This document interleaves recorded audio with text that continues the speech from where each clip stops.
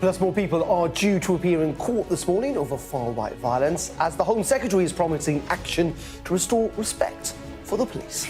In the next few minutes, we'll hear from the former Chief Inspector of Constabulary, Tom Winsor.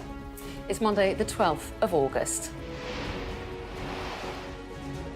Here in Paris, stars of the worlds of music, sport and the big screen came together to bring the 33rd Summer Olympics to a spectacular end.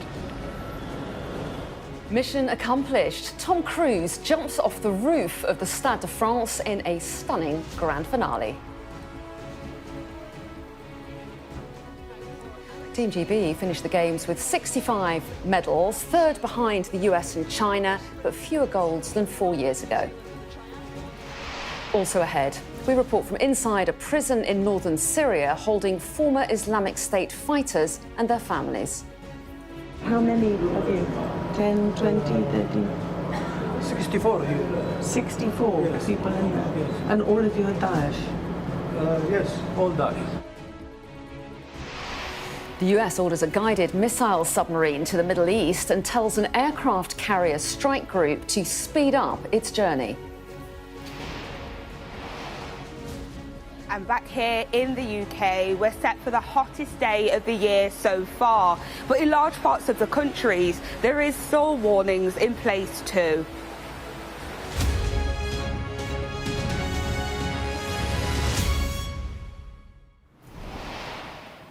Hello, a very good morning. Thanks for joining us. Now, one thing you can say about the French, they know how to put on a show.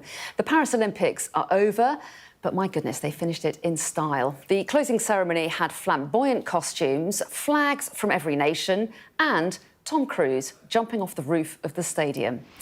Well, let's cross live to Rob Harris, who's in Paris for us now. And Rob, so a great end to a really great Games. It was, and it was quite a party for the athletes, for the spectators in there, and for those watching around the world. It was back in the Stade de France, not like the opening ceremony that took place with a parade on boats down the Seine. Also, those stormy conditions long forgotten as these Olympics has ended in scorching conditions. And as the French government said, it showed they know how to do great things. Paris pulled it off. Everything they could have hoped for. After a stormy start, a scorching finale, closing an Olympics that thrilled, captivated and inspired through sporting excellence. For 18 days, the Olympic cauldron rose in this balloon over the city at night. We're more used to seeing him collecting golds in the pool, but trunks swapped for tie, Leon Marchant collected the flame to be extinguished, headed to the Stade de France, where athletes paraded in. Team GB led by trampolining champion Bryony Page. Flag bearer duties also for triathlete Alex Yee, who leaves with gold and bronze. Only bronze, though, on the final day of competition for GB. In a cycling sprint, Emma Finucane becoming the first British woman in 60 years to win 3 medals at one Olympics. And Emily Campbell in weightlifting, claiming the country's 65th and final medal of Paris 2024. One up on the Tokyo haul and matching London 2012's tally, but the lowest gold count in 20 years. So celebrations tinged with some frustration. It's really important to keep the emphasis on high performance, but I wouldn't want to say that without acknowledging that 65 medals is a fantastic performance. And I mean, winning an Olympic gold medal is an extraordinarily difficult thing to do, so it reflects very well on the athletes. Athletes from 205 delegations united in harmony. But these were games where organisers complained culture wars were being fought over religion and gender identity. Geopolitical tensions were never far away either, but these Olympics provided a wondrous distraction in a fraught world. And there was a spectacular handover to the next host, Tom Cruise stunning the stadium by abseiling in from the roof. Then collecting the Olympic flag from gymnastics star Simone Biles before exiting. And kicking off the Los Angeles party. The Red Hot Chili Peppers beaming in from the beach. Expect a very different vibe in LA in 4 years' time, and this could well be the last we've seen of the Summer Games in Europe for at least 16 years. But the Olympics returning to Paris has been a success. They've been a smooth and safe Games despite all the terror fears and political uncertainty in France. But it's not quite au revoir. Just a couple of weeks until they do it all again with the Paralympics. And so, Rob, I think Team GB will be getting on the train later on today, coming back to the UK, and they can be feeling pretty proud of themselves.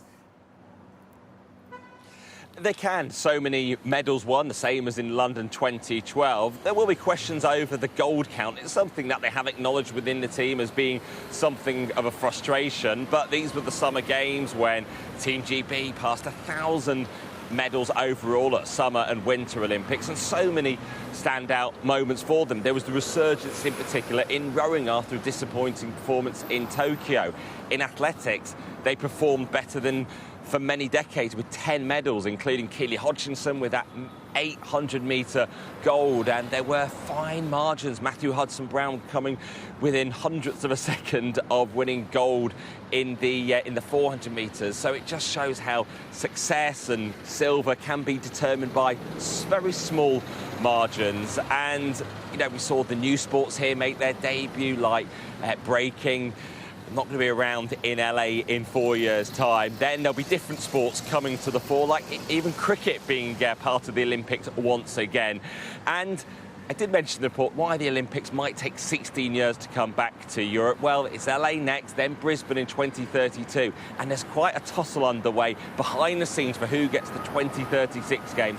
Could it be India, Qatar, Saudi Arabia or Turkey? And for the Olympic movement ending these Games, that will give them great hope. The fact people are vying to want to host these events, because sometimes they're seen as too expensive and too much of a burden. But certainly this has brought the sort of prestige back to the Olympics, the first since London 2012, with the big crowds, the great atmospheres, and also showing you don't have to do it while building lots of new venues that you might not need after the Games. They've repurposed so many venues over and around Paris, and that's what has been the great thing that's been captivating about these Olympics. We've gone around to venues in front of the Eiffel Tower, like beach volleyball, and seen how Paris has been the backdrop to the Games. And although it's been quiet with not many Parisians always around, certainly the world has come to Paris and enjoyed themselves, and the IOC hopes that message of unity and peace is one that transmits long beyond the cauldron being extinguished. Oh, and Rob, I hope you've enjoyed yourself as well. And sadly, you've got to come back too. But it's been a great couple of weeks, hasn't it? Rob Harris there in Paris. Thanks very much indeed. And great to see Rob there bathed in sunshine. It reminds me of that driving rain at the opening ceremony. It feels we've come a long way since feels a long that, time ago. Even though it feels, I don't know, in my mind, I think, oh, the Olympics last, and we have got the Paralympics coming up, but it lasts for like a month. Actually, it's only a couple of weeks. Yeah. It felt really short. I had to look that up because I think it was 3 weekends and 2 full weeks. I think it's right, but amazing stuff. Oh, just lots of highlights. So good. For me, away from the sporting achievements, I was really obsessed with Snoop Dogg. NBC hired him as commentator. Yeah. But he was at every That was a curveball I event. didn't see coming. Honestly. And then he every popped up in the closing ceremony as well. In the closing ceremony. Absolutely wonderful signing. I'm still waiting for our producers to get a live link with Snoop Dogg at some point at breakfast. But I found that challenge. brilliant. You know, it's a brilliant move by NBC there. But I think, like, for me, it was an in-between looking after kids, as I said, during the summer holidays. It was my 6-year-old stopping in his tracks when we had the gymnastics on. I said, oh, my God, there's boys doing gymnastics. And I said, yeah, isn't that wonderful? And I sat him down and we watched Jake Jarman get that silver medal. So it was one of those moments that I love about the Olympics, the legacy that you and kids remember it. And it did make Paris look good. I mean, that's the other thing. You're gonna have a trip, Darren, do you think? Yeah, I do love Paris, but, you know, I mean, that beach volleyball in front of the Eiffel Tower, and it just made... You know, I mean, the French do always put on a good show, and they do. And it's hard to make Paris look bad. It is hard. Honest. Well, who did it better, Tom Cruise or the Queen? Oh, the Queen, hands down. Yeah. I mean, Tom Cruise down. did... He's very Hollywood, though, isn't he? He is. I have to say the Queen was that kind of surprise moment where there have been lots of rumours about Tom Cruise. And, I should mention, by the way, just on top of Team GB, being an Irishman, that the Irish have also had an extraordinary Olympics. I think the best Olympics they have ever had, which is extraordinary. And they're going to have a big parade in Dublin today, so good on Ireland as well. Absolutely, fantastic stuff. And we'll be talking about the Olympics, and we've got some medalists coming on a little bit later as well, so plenty more on that.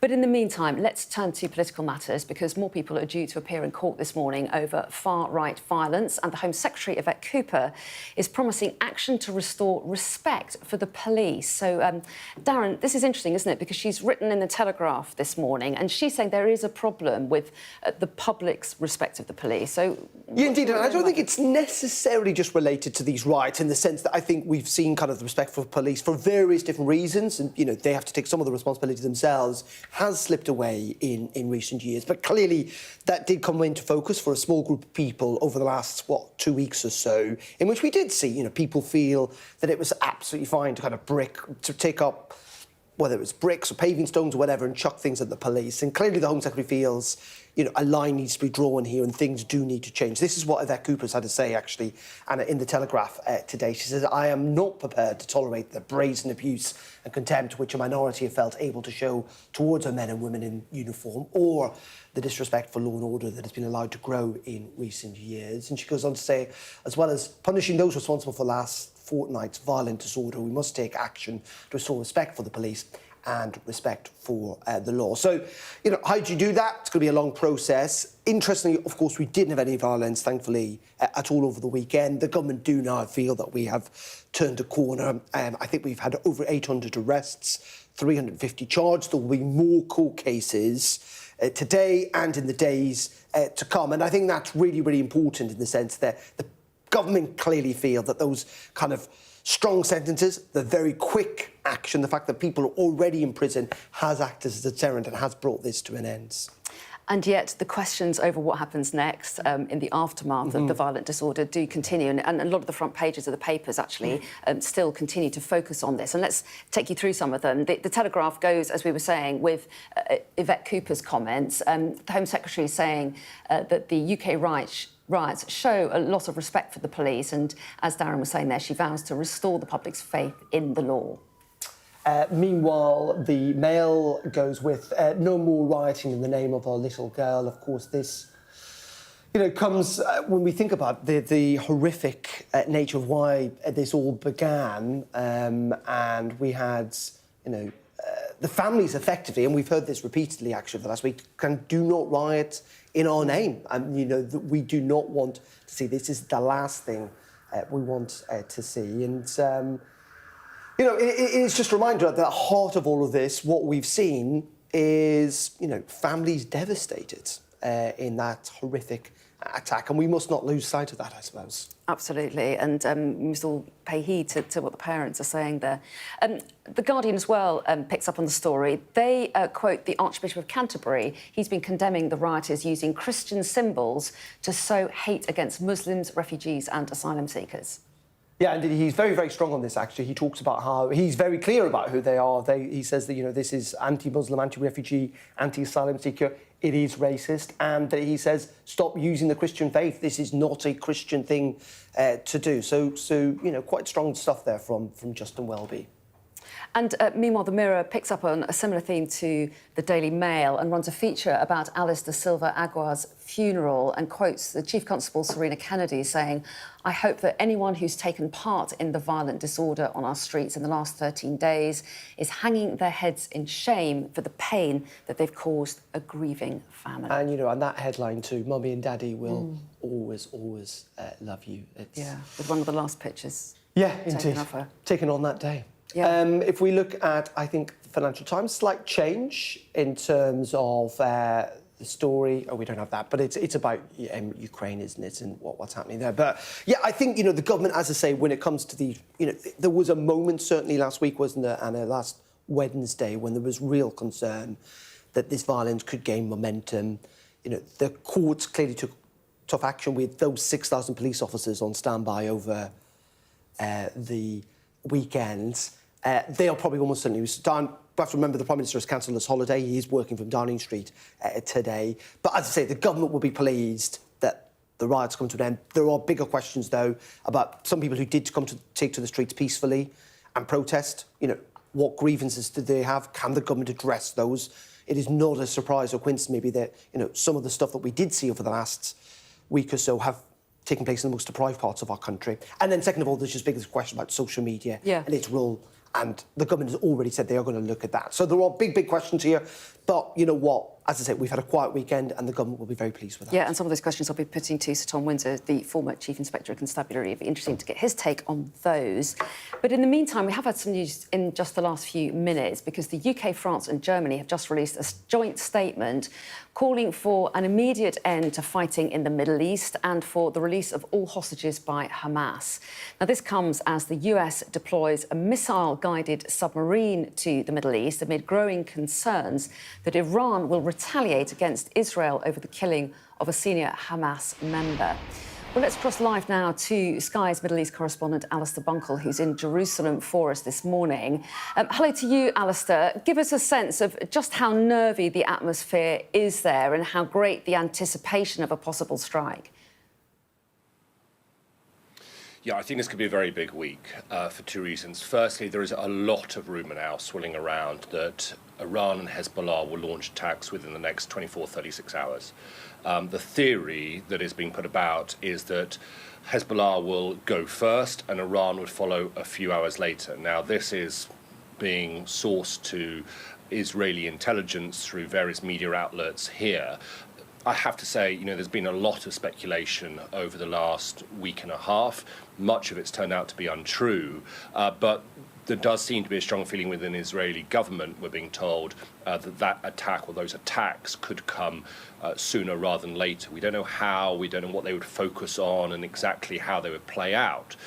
But I suppose you could suggest that there might be a logic to it happening today or tomorrow, in that on Thursday there is supposed to be a summit to try and hammer out this ceasefire deal. So it could be that Iran and Hezbollah try and settle their scores, clear the decks, if you like, ahead of those talks, so those talks can continue without having that cloud hanging over them.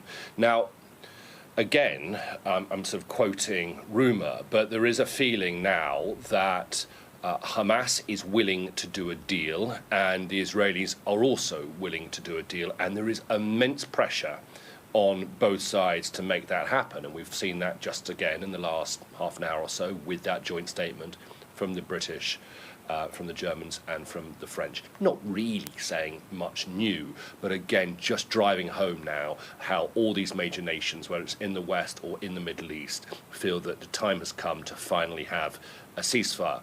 Slight fly in the ointment, Hamas last night, who seemed, we were told, to be on board, saying that they were not happy with further sort of long-scale negotiations going on.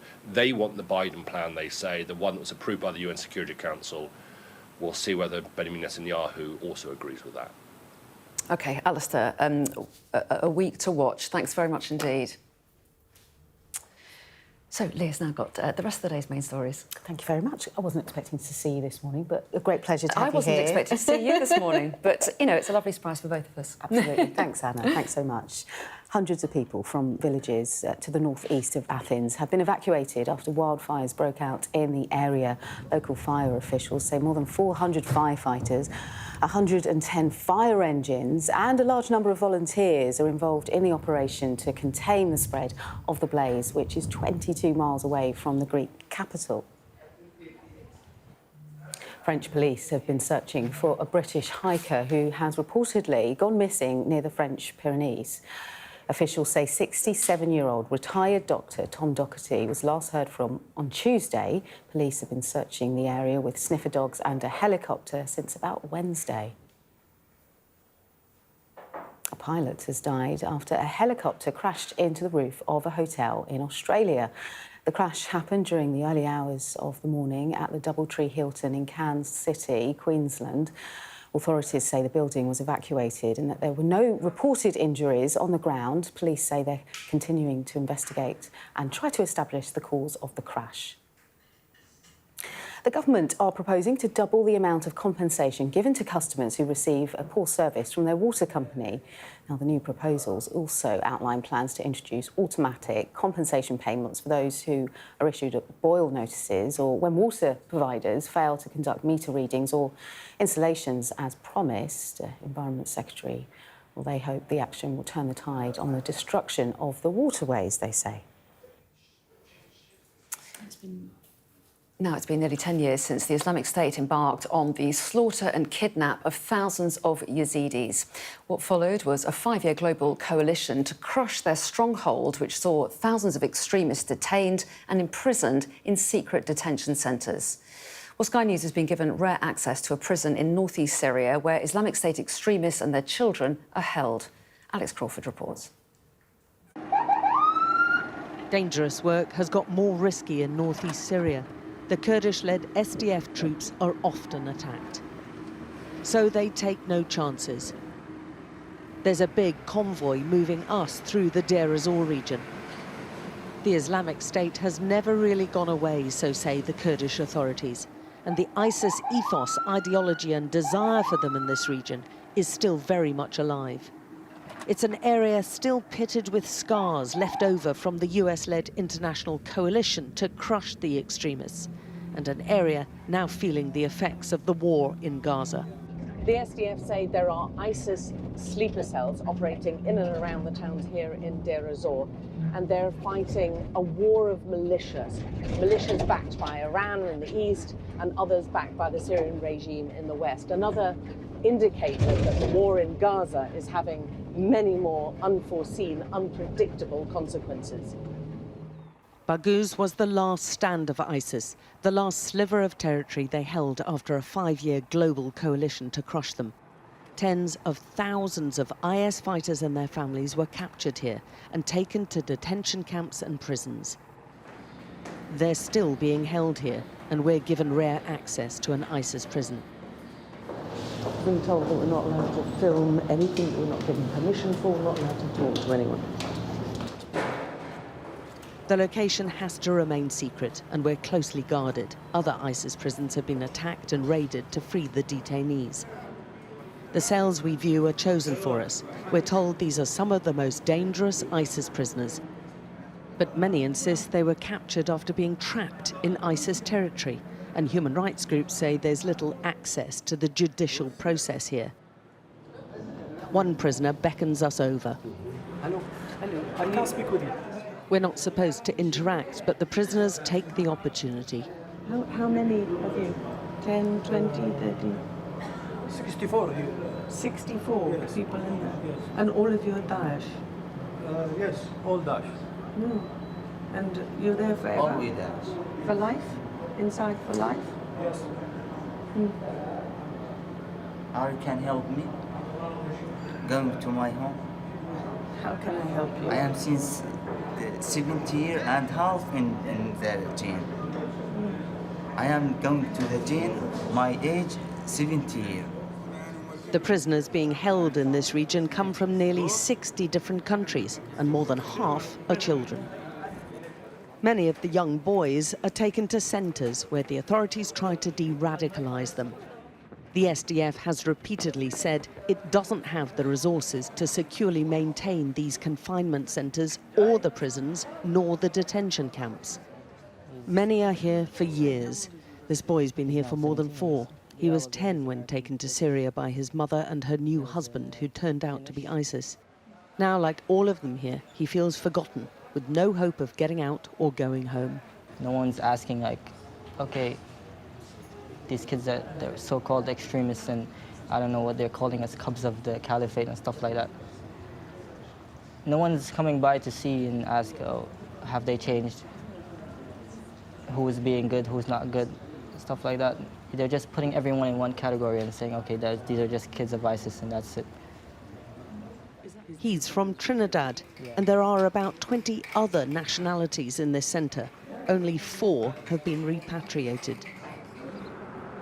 Al-Roj is the smaller of the 2 detention camps where women and children who travel to or were born in ISIS areas are still being held. Many here, like the London schoolgirl Shamima Begum, are foreigners who haven't been repatriated. We managed to track down and talk to the mother of the boy at the male juvenile centre. I regretted every single step of it. I hate the fact that seeing dead people hanging up on the side of the streets. I hate the fact that my son witnessed this. I hate the fact of so many bad things. Okay, this man being burnt in a cage, people being drowned in a swim. This was horrific, and to think that I am a part of this. The ISIS legacy lives on long after the recapturing of territory. Keeping it secure is a challenge, with tens of thousands in pop-up prisons and detention centres, and this region more unstable than ever. Alex Crawford, Sky News in northeast Syria. Well, the Home Secretary has warned this morning that people have lost respect for the police. Let's talk now to Sir Tom Winsor, who served as Chief Inspector of Constabulary for a decade until 2022. A very good morning to you. Thanks so much for joining us. A lot of debate now about the causes of the violent disorder that we've seen on our streets and what should happen next. So I wondered, first of all, whether I should put that question to you about what the Home Secretary has said today, that Britain has lost respect for the police. She's said in an article in The Telegraph that a soft approach to justice has led to too many people feeling that crime has no consequences. Do you think she has a point? I'm surprised she said that. I think that the trust in the police is and has been for a long time very high, not everywhere, and not at the very highest level that it could have been. But to say that the trust has been lost, that it's down to zero, is going far too far. The police are clearly perceived by some on one side of the argument to be rather on one side of the argument. Do you think that's fair? Do you think that's an issue that needs to be talked about and addressed? Well, by one side of the argument, do you mean two-tier policing, this nonsense? Accusation. Yeah, well, again, I don't think the Home Secretary is making that accusation. Some rabble-rousers and agitators, and we know who they are, they've made that accusation. I reject that completely, and I think the Prime Minister has rejected it as well. The police operate without fear or favour. I remind you of the constable's oath, which is to police with fairness, integrity, diligence, and impartiality, uphold fundamental rights, and accord equal respect to all people according to law. And that's what they do. I think this notion of two-tier policing is nonsense, and I do earnestly hope that those who perpetuate this myth will just stop. There's also been a lot of discussion about the role of social media in the violence that we've seen on our streets. What part do you think it's played? Well, I think it's quite a significant part. I think the rabble-rousers that I mentioned have exploited it to an enormous extent, and people of, let's say, a malleable sensitivity and disposition, in other words, influenceable, have taken it up. Some people, I think, who have been rioting have some notion that people who are not like them are in some way objectionable and should be driven out of the country. And other people are just there for a fight with the police, and they think they can get away with it, and they're not getting away with it. And the new Online Safety Act seeks to toughen up powers to clamp down on social media companies. The government's already hinted that it wants to tighten it up still further. Do you think that it is fit for purpose as it is now? And if change is needed, what needs to change? Oh, certainly it's not fit for purpose. I was extremely disappointed when I saw how weak it is in some respects. It's a step forward, but it's not as great as it should have been. Parliament should have been much tougher with the Online Safety Act. And I think it's a very good thing that the government are considering or strengthening. Every year in my last job, I had to make an annual report to Parliament and the public on the state of the police. And in my 2018 report, I spoke of the failures of the social media companies to take responsibility for what appears on their platform. I believe that they are publishers, not just facilitators. And if you publish an incitement to crime, that is itself a crime.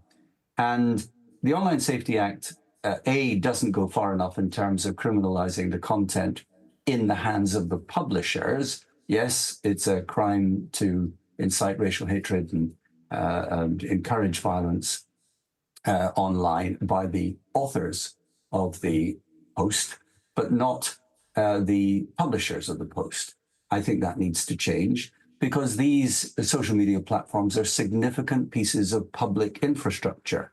And I said in my report, their stewardship, the stewardship of these networks and systems should now be subject to appropriately stringent public interest regulation. We hear, and this is true, that the companies in question, if they violate certain rules, and the rules don't go far enough, can face fines of up to 10% of their turnover. But I said in my report, merely fining some of the world's richest companies for tolerating the presence of harmful material on their sites will not be enough.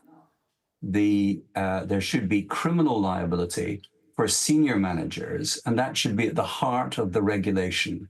The regulation should provide for both significant fines and severe personal criminal liability penalties. And I said this, final point, long experience in the United States shows that for the directors at the very top of large companies being faced with losing both their fortunes and their liberty concentrates their minds on their responsibilities like nothing else. If they think they're going to go to jail, they'll use the enormous resources, money and expertise and technical capability that they have to ensure that harmful content does not appear on their sites. That technology exists now, and they should use it. Well, Sir Tom Winsor, we really appreciate your time. Former Chief Inspector of Constabulary, very interesting to get your thoughts this morning. Thank you. Do stay with us. Still to come here on The Breakfast Show, we're going to be looking at the impact the recent riots have had in England on different communities with the journalist and filmmaker Sarfraz Mansur. And we'll speak to one of Team GB's Olympic heroes. Gold medal winner Katy Marchant will join us live from Paris and fresh from last night's closing ceremony.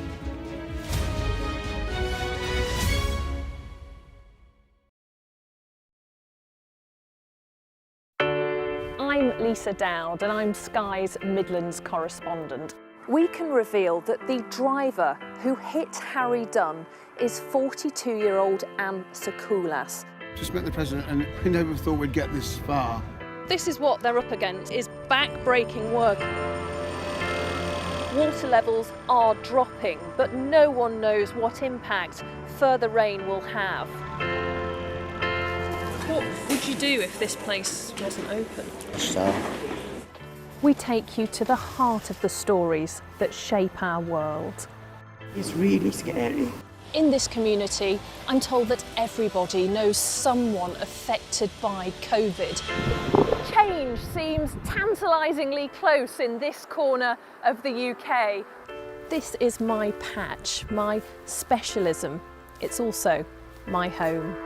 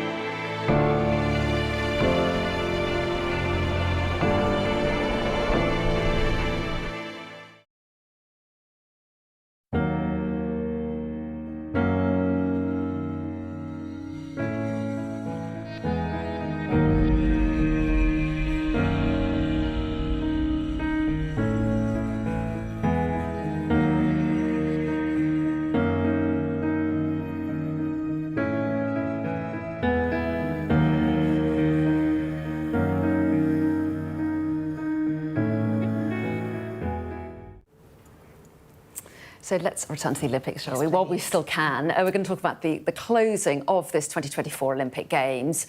And yet another bumper year for Team GB, with British athletes taking home 65 medals, including 14 golds.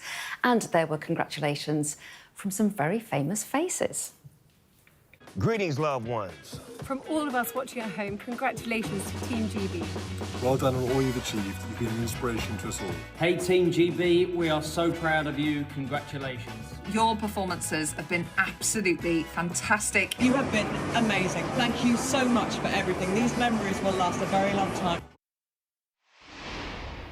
Well, one of our fantastic medalists that they're thanking there is cyclist Katy Marchant, who won gold in the women's team sprint. And as you can see, she joins me now. Huge congratulations to you, Katy. Such a great achievement. How did it feel to win gold? And has that high worn off yet? The high's definitely worn off. You know, I think it'll take a while to sink in. But yeah, Monday was absolutely incredible, and it's just been the best 2 weeks. And yeah, to finish with a gold medal was just so special. So happy to see that you're wearing it now. Can you hold it up for us just for a second so we get a little glimpse of it? And I hope that you haven't taken it off since Monday. That's what I'm really hoping. Such a brilliant performance by you all. And did you feel any sense of disappointment, though? You had that frustrating fourth place in the Keirin as well, didn't you? Did that take a little bit of shine off your medal? No, you know, fourth place is bittersweet, but I'm so proud of the week that I've had. And yeah, we absolutely nailed Monday, and we came away with the first track cycling gold medal. And yeah, Monday was so special, and it was about resetting and getting ready to go again to the Keirin. And yeah, fourth place is bittersweet, but Keirin racing is unpredictable. And yeah, it was just great fun, and just so happy to be out there on the line and to make the final. You know, like as I said, Keirin racing is really unpredictable, and yeah, I was really happy to make the final. Katy, it's Leah here. So great to see you and your medal too. Just give us a sense, when you're on the track, you're looking around at the other competitors, you know you've broken a world record. How do you sort of let go of that pressure, I suppose, and get into game mode? Give us a bit of a sense of how you feel and how you felt this past week. Yeah, we obviously knew coming into the games that the women's team, we had great form, and we knew we were capable of something special, and we also were well aware that, you know, it was going to take a world record to win the Olympics. We didn't quite think we were capable of a 45-1, but yeah, I think I've worked so hard over the past few years to just focus on processes and what we need to do to deliver the performances on the day. And yeah, we've really pulled together as a team, and we know how we all work together. And yeah, our coach is incredible. You know, he really helps to keep us in the zone throughout the day and switching on and switching off. And yeah, we just went into that final. We just wanted it so much, and we just stuck to our processes. And yeah, we absolutely nailed it. And it was incredibly exciting to watch. And you went to the closing ceremony last night, didn't you? What did you make of it? Did you have any... Was it an opportunity to really kind of enjoy that feeling of success? Yeah, you know, when we're here, we're in this little bubble, and we're with our team, and we're just like the family that is Team GB. And yeah, to be able to go and just spend the night with everyone last night and just celebrate everyone's successes together, and yeah, just bring it all to an end. You know, it's a absolute roller coaster of emotions. There's relief that it's over. We're sad that it's over. We want to do it all again. You know, like it's just an absolute like wild ride, and I'm really looking forward to getting home now and back with the family, and yeah, letting it all sink in, I guess. Yeah, absolutely. I bet there's a big party planned for you, Katy. But your thoughts, reflections of Paris, but more importantly, I suppose, what do you do next? How do you prepare for the next big hand over the Olympics in LA 2028? That's going to be another big one for you and the team.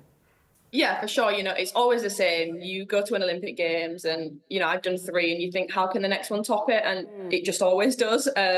So, yeah, just get home, have a bit of downtime, reset, and then, yeah, we're ready to go again. You know, the LA planning is already well underway. But, yeah, I'm just looking forward to getting back, resetting and starting again.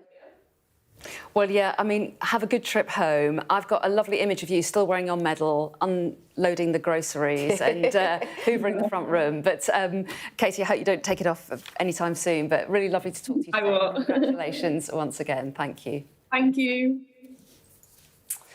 Now, the UK is set for the hottest day of the year so far, but there are storm warnings too for much of the country. Well, Sky's Shaman Freeman-Powell is it Lido or Lido in Reading? What do you say, Shaman?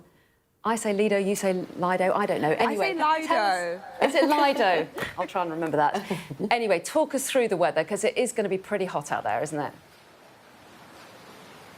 It is. As you can see, there are some people out very early this morning making use of the pools here, enjoying some of the sunshine, as we are expected to see highs of around 34 to 35 degrees Celsius in some parts of the country today. It is expected to be the warmest in central eastern England. It will be hot, but it will be humid too, so it could be uncomfortable for some of the people that will be out and about today.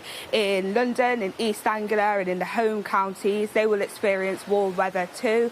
Around 33 degrees Celsius expected in the capital a little later today. The weather's so warm that the UK Health Security Agency has issued yellow heat health alerts for East and the West Midlands, as well as the South East, the West, North West and London until Wednesday morning. Usually when those heat warnings are in place, it's advisory for people to check on neighbours, especially those who are elderly or potentially vulnerable, to draw curtains as well at some of the hottest times of the day, and to stay hydrated, so drinking plenty of water. But as you said, not everyone will be enjoying the sizzling sunshine today. There is also yellow weather warnings in place by the Met Office for thunderstorms in some parts of the country, likely impacting Northern England, Scotland and Northern Ireland. The warning is that with southern flooding, it could have an impact on roads, with some closures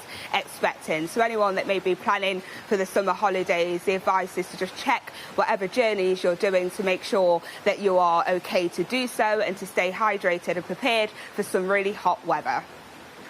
Schichan, thank you. And we can't tell whether you're actually waist deep in that water or not, but I like to imagine that you are. Schichan Freeman-Powell there at the Lido in Reading. Thanks very much indeed.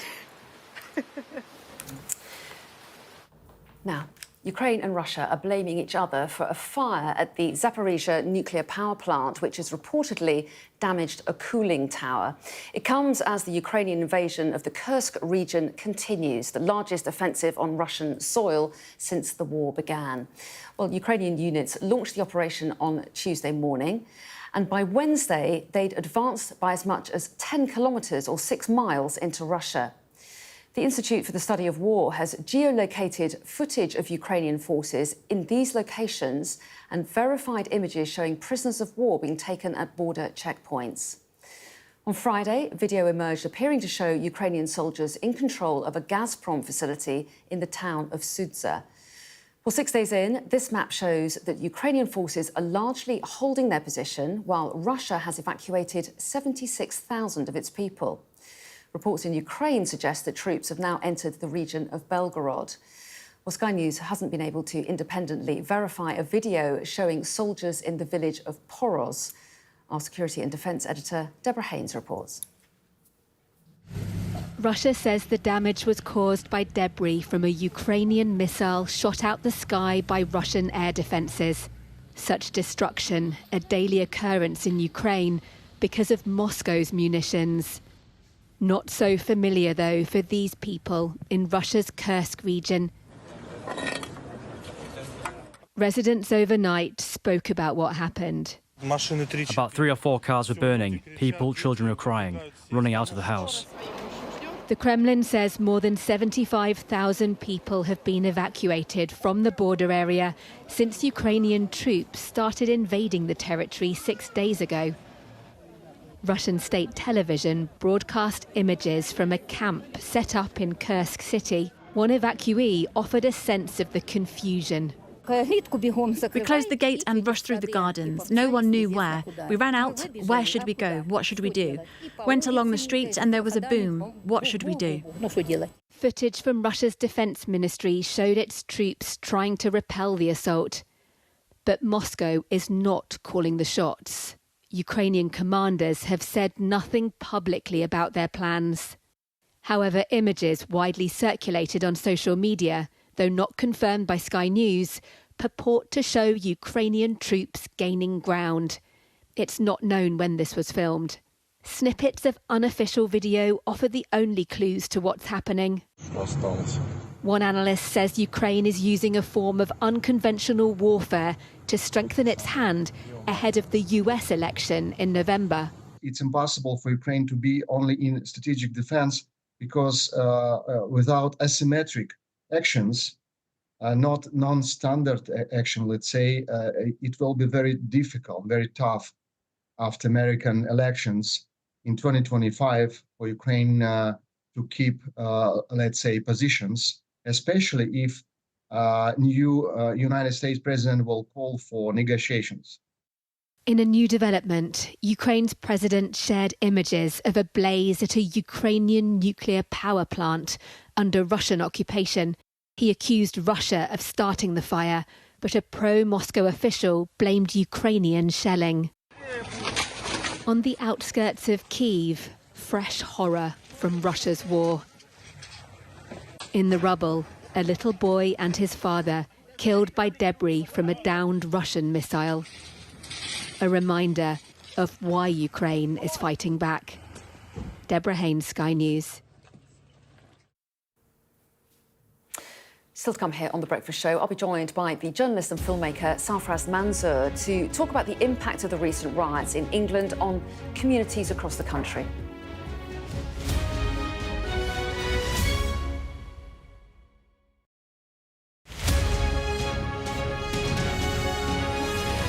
It's a phenomenal sculpture from the Japanese artist Yao Kusama, one of the most internationally renowned artists in the world.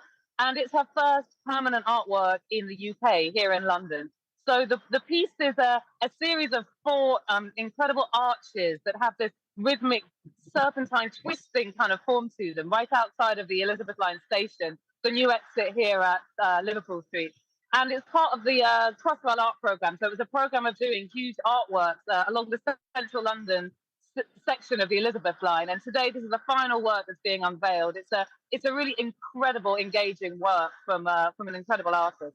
I really think this one is stopping in tracks for people. There's been a lot of people wanting to take selfies with it. It's incredibly reflective. It's a beautiful work, super reflective, like a mirror, which creates these amazing shadows around it. You can see yourself in it, but you can also see, the buildings around it. I think Kusama's been really popular in many ways. He's a really well-respected artist, but her mirror rooms, for example, you'll find them all over Instagram. People love engaging with this kind of work, and they're so huge. You can walk underneath them. You can really engage with them. And I think, a great city like London really deserves to have the best public art in the world. And I think this is an example of that.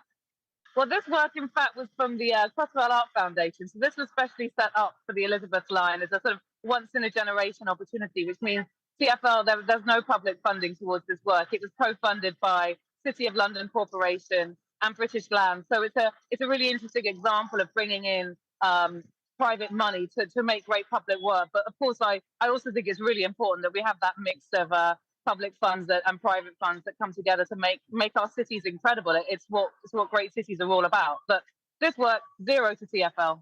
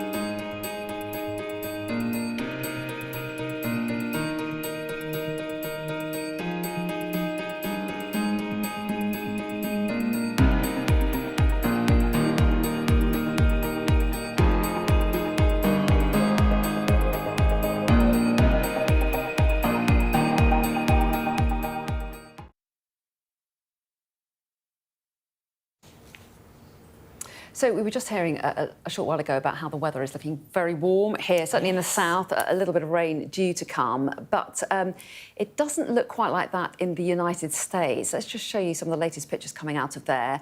Weather watchers caught this rare phenomenon of a dual waterspout off Panama City Beach in Florida. Look at that. It looks like such a thin column, doesn't it? The waterspout is created from a cumulus cloud to a body of water. The cloud and wind combine together to create the water spout effect. I didn't do geography, so I'm trying to understand that, but it makes extraordinary pictures, and let's hope it's not doing any damage. Yeah, if you're sunbathing when that happened, bad news. No, absolutely bad news. Now then, this morning we've been discussing how online misinformation helped give rise to the wave of riots we've seen across England, and much of the violence was directed towards British Muslims, with several mosques being targeted by rioters. So let's chat about this a little bit further. I'm joined now by journalist and filmmaker Sarfraz Manzoor, and he's the author of What Muslims and Non-Muslims Get Wrong About Each Other, and also his own story about growing up in Luton as a Springsteen fan, and that inspired the film Blinded by the Light. So very good morning to you. Thanks so much for talking to us this morning. First of all, I just wondered what you made of the scenes of violent disorder that we've seen on our streets in recent days and weeks. Yeah, hi, good morning. Just to sort of clarify, the book's actually called They, What Muslims and Non-Muslims Get Wrong About Each Other. Apologies. No, it's weird. Blinded by the Light was actually on TV last night, and there's a scene towards the end where there's a race riot and there's protests about a mosque. And the film is set in 1987. And as you mentioned, it's based on my actual life. And when I was growing up in Luton, I remember the mosque being attacked. And so to watch what was being going on this week, it did bring back some uncomfortable memories. And it also brought back a time when, you know, I was growing up at a time when to be non-white was sometimes to feel like you were a bit of a moving target. And the other thing is that my dad used to tell me, you know, no matter what you do, they will never accept you. And at the time, I used to obviously rage against him and tell him that he was talking nonsense. And then you sort of see some of the marching, and you see some of the protests, and you see some of the language that people have been using. And there's a bit of me that thinks, I wonder if the old man was right. I actually don't think he was right, but it definitely brought back some uncomfortable memories. And yeah, and some really ugly scenes that we saw with some horrible violence and racism. On the other side, though, we also saw people coming out to counter-protest. A lot of people filled the streets to protect hotels housing asylum seekers, to protect mosques, and filling the streets with an anti-racism message. What did you make of that? Well, it's interesting. I think one of the most depressing things about the 80s was not just the racism. It was the idea that everybody actually kind of agreed with it, you know? I remember watching Norman Tebbit on TV once, and he was saying, if I'm a racist, then basically millions of other people are. I remember feeling incredibly depressed because I was thinking, if that is what everybody else thinks, then what chance has somebody got for, you know, somebody who looks like me? And I don't think that's true anymore. And as you said, you know, it's not just the massive, you know, anti-racist marches that came out, but it's also the small acts of goodness, you know. So yes, some idiots damaged the mosque in Southport, but then the next day, local builders came and started helping out. The fact that there were people who were helping as well as that. And I think that one of the things that gives me hope about that is that that is also a story of Britain.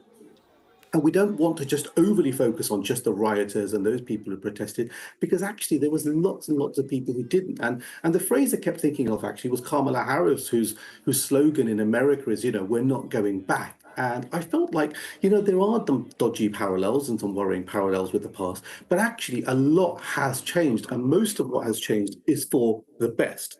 I think my picture's just gone, but... There you go. My picture just my picture just got. I mean, yeah. And so my sense was, you know, it might look like things are getting bad again, but actually we're not going back.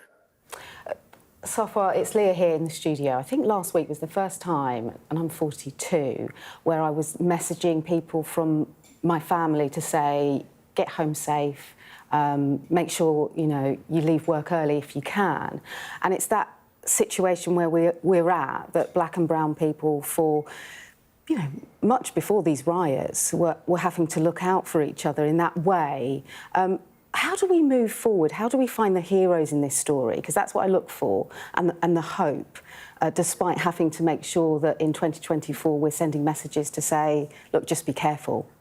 Yeah, that's a really good point. I think there's two things about that. One is to remember that the story, as you just said, is not just about the people who rioted. It's also about the people who helped and the people who did good. So I think that's part of it. And I was just thinking, punishment is really important. And so, last week there's been lots of people who've been hauled up in front of the courts and kind of shamed really for the actions of, attacking libraries and stealing booze from Sainsbury's and all that under the pretext of worrying about migration. But I actually think that after we've done that, we should do a parallel thing where we recognize all the people who helped. We should think about Leanne Lucas, the teacher in Southport who survived and put herself through all the stabbings to make sure that she could protect the kids. And we should think about the people who helped the local shopkeepers. So as well as punishing and looking at all those people, why not celebrate those people who helped? The other part is, when I was growing up, I thought the big enemy for the racists was ignorance. They just didn't know anything, and they didn't know about the religion, and they didn't know about me, and that's why they had those views. And I think that this time round, it's not just ignorance, it's also misinformation. Yeah. And it's also people who are basically getting wrong information. And so, one of the things I thought... Sorry to cut in, but we're completely out of time, and we'll have to come back and discuss the issue of social media and misinformation another time. But thank you so much for your time. Really interesting to hear what you had to say. Thank you.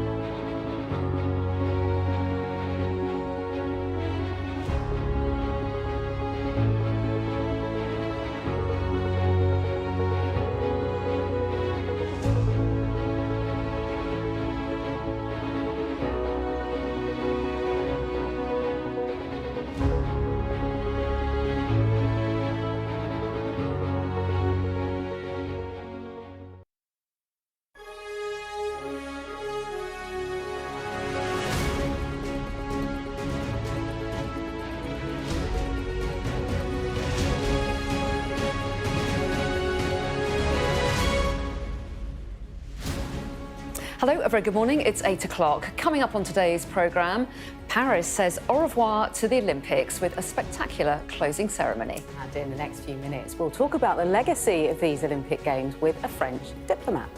Plus, more people are due in court this morning over far-right violence. It comes as the Home Secretary is promising action to restore respect for the police.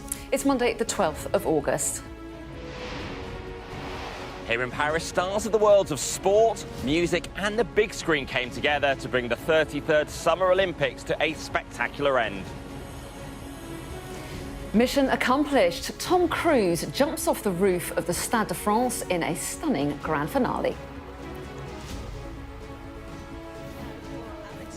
Team GB finished the Games with 65 medals, third behind the US and China, but fewer golds than 4 years ago. Also ahead, we report from inside a prison in northern Syria holding former Islamic State fighters and their families. How many of you? 10, 20, 30? 64 here. 64 people in there. And all of you are Daesh? Yes, all Daesh. European leaders call for immediate end to the violence in Gaza as the US rushes an aircraft carrier strike group to the region. And back here in the UK, we're set for the hottest day of the year so far, but there are storm warnings in place for much of the country too.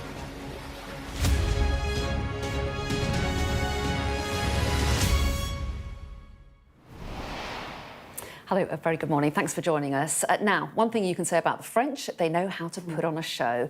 The Paris Olympics are over, but my goodness, they finished in style. The closing ceremony had flamboyant costumes, flags from every nation, and Tom Cruise jumping off the roof of the stadium.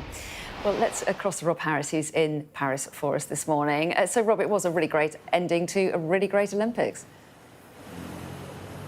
It certainly was, and it brought back the Olympics as we know them after the pandemic games of Tokyo, with crowds not being there in great numbers in Rio in 2016. This was more like London in 2012, and it has reawakened the Olympics and this city, Paris, gaining the Olympics for the first time in a century, and we really got a feel for the city throughout these Olympics. Few events can bring the world together like an Olympics, and certainly not only the athletes on a victory lap today, the French government are as well, and they're saying that these games show that France can do things in an immense way on the world stage. Paris pulled it off. Everything they could have hoped for. After a stormy start, a scorching finale, closing an Olympics that thrilled, captivated and inspired through sporting excellence. For 18 days, the Olympic cauldron rose in this balloon over the city at night. We're more used to seeing him collecting golds in the pool, but trunks swapped for tie, Leon Marchant collected the flame to be extinguished, headed to the Stade de France, where athletes paraded in.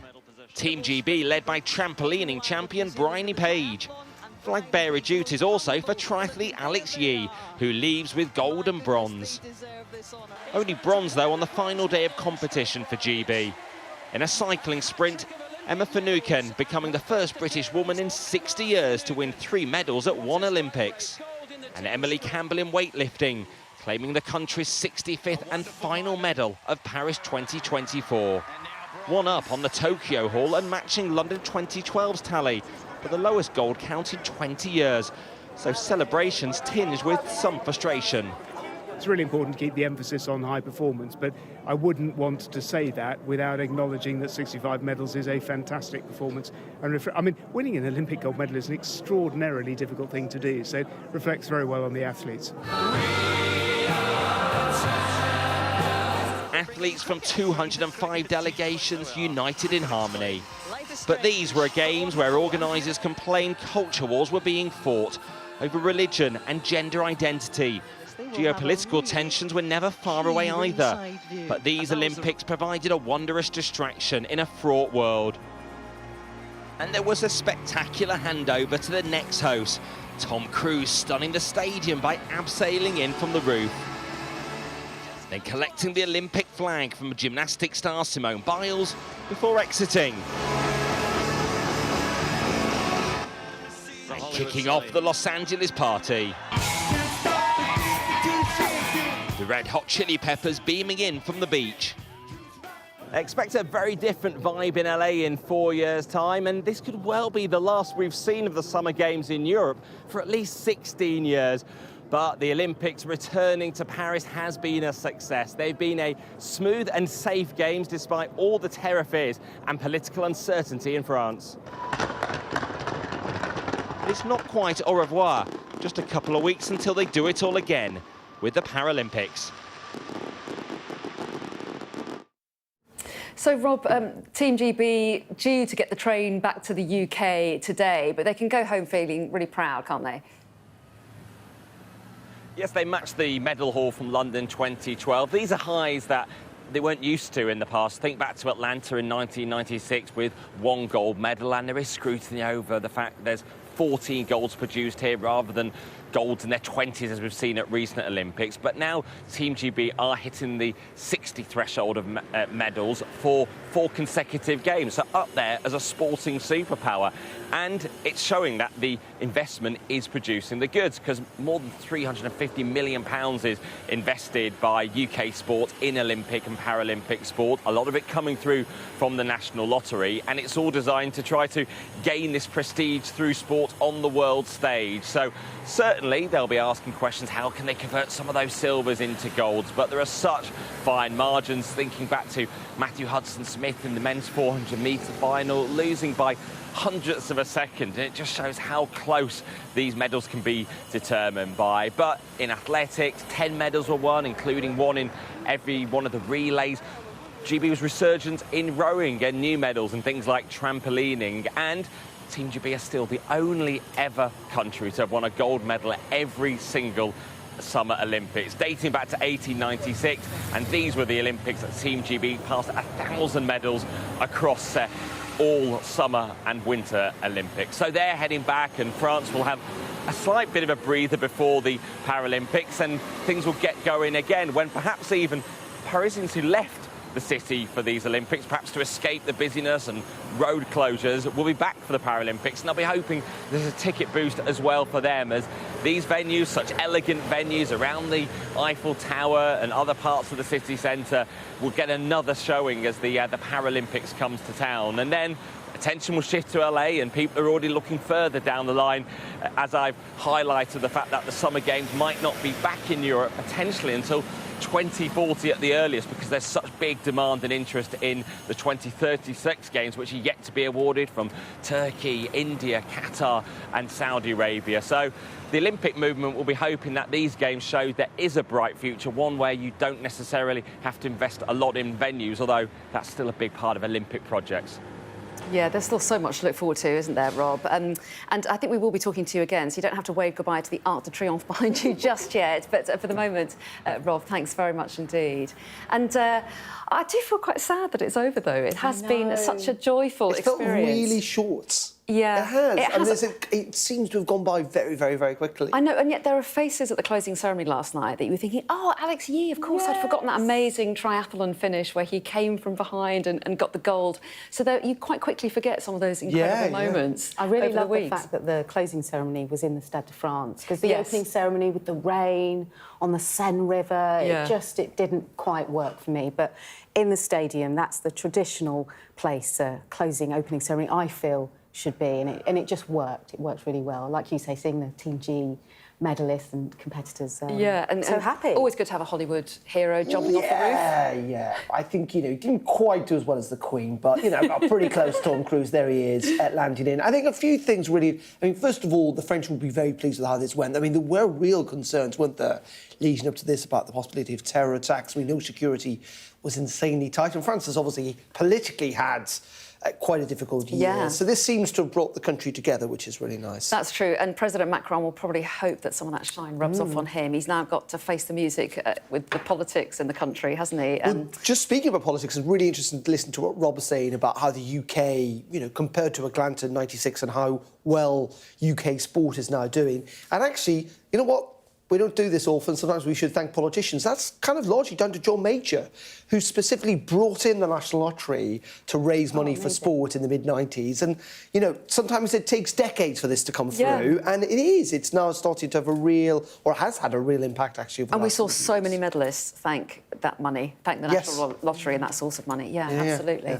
Yeah. And just a shout out to Ireland, who also had the best ever Olympics they've ever had, and they're having a big parade in Dublin today. So good on Team GB and good on Ireland. I need to get a little orange scarf in tribute to them to have the full outfit. Yeah, so many brilliant personal stories and lots of very happy people coming home. Let's turn to politics, though, now, because more people are due to appear in court this morning over far-right violence, and the Home Secretary, Yvette Cooper, is promising action to restore respect for the police. So let's bring in Darren on this. Well, you're here anyway. So Yvette Cooper's written in the Telegraph, and what exactly is she saying? She's saying that she thinks that some of the respect has gone, is she? Yeah, she does, and she obviously would argue that when you look at some of the images we've seen over the last kind of week or so, that's pretty clear amongst what she calls as a small number of people. I think there is concern, and, you know, you only have to look at these images, this from Rotherham last Sunday, not yesterday, but you only have to look at some of those images and you understand clearly, you know, not many people there are having respect for the police. How widespread it is quite difficult to understand. But I think the Home Secretary is effectively saying that this does need to change, because it's only with respect for the police that would prevent images like this from happening in the future. This is what Yvette Cooper's had to say in the Telegraph today. Said, "I'm not prepared to tolerate the brazen abuse and contempt which a minority have felt able to show towards our men and women in uniform, or the disrespect for law and order that has been allowed to grow in recent years. As well as punishing those responsible for the last fortnight's violent disorder, we must take action to restore respect for the police and respect for the law." And I think that's really interesting, because she's essentially, Anna, isn't she, saying that, this is something that does go back for years, but fundamentally it is something we need to address because it's become very obvious. And, you know, there was that comparison, there wasn't there, with, you know, the police officers in Southport who went to help, you know, that horrific attack and then were being pelted less than 24 hours later. Saying that, we heard from Tom Winsor today. You were speaking to him a little bit earlier. And he's the former Chief Inspector of Constabulary, and he was effectively saying he thinks the Home Secretary has gone a little too far and that people do still have respect for the police. Let's listen in. I'm surprised she said that. I think that the trust in the police is and has been for a long time very high, not everywhere, and not at the very highest level that it could have been.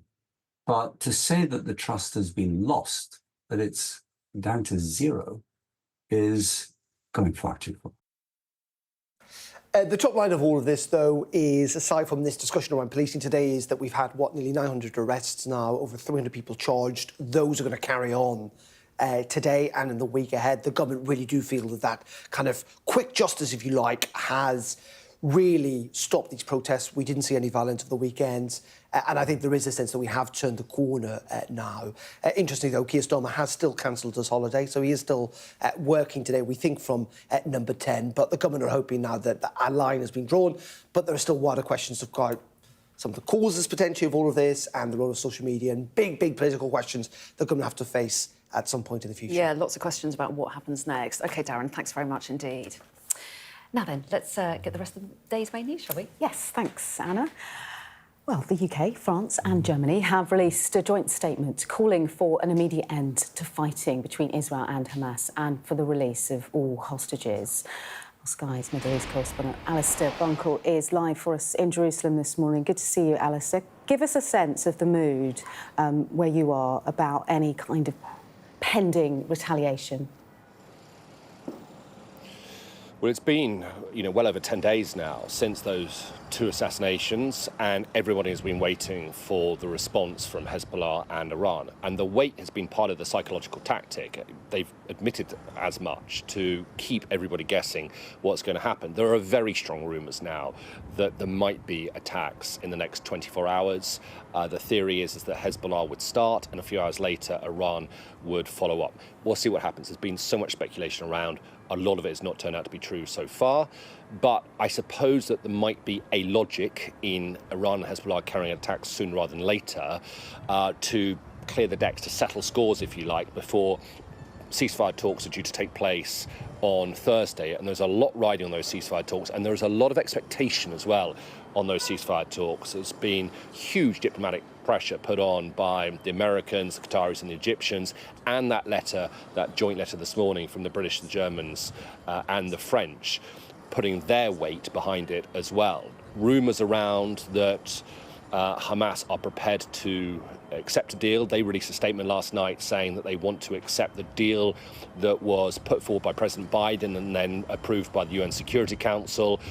There's question marks as to whether Benjamin Netanyahu, the Israeli Prime Minister, is prepared to accept a deal as well. But with these attacks possibly imminent and the ceasefire talks on Thursday, it could be a very busy and very important week for the war here.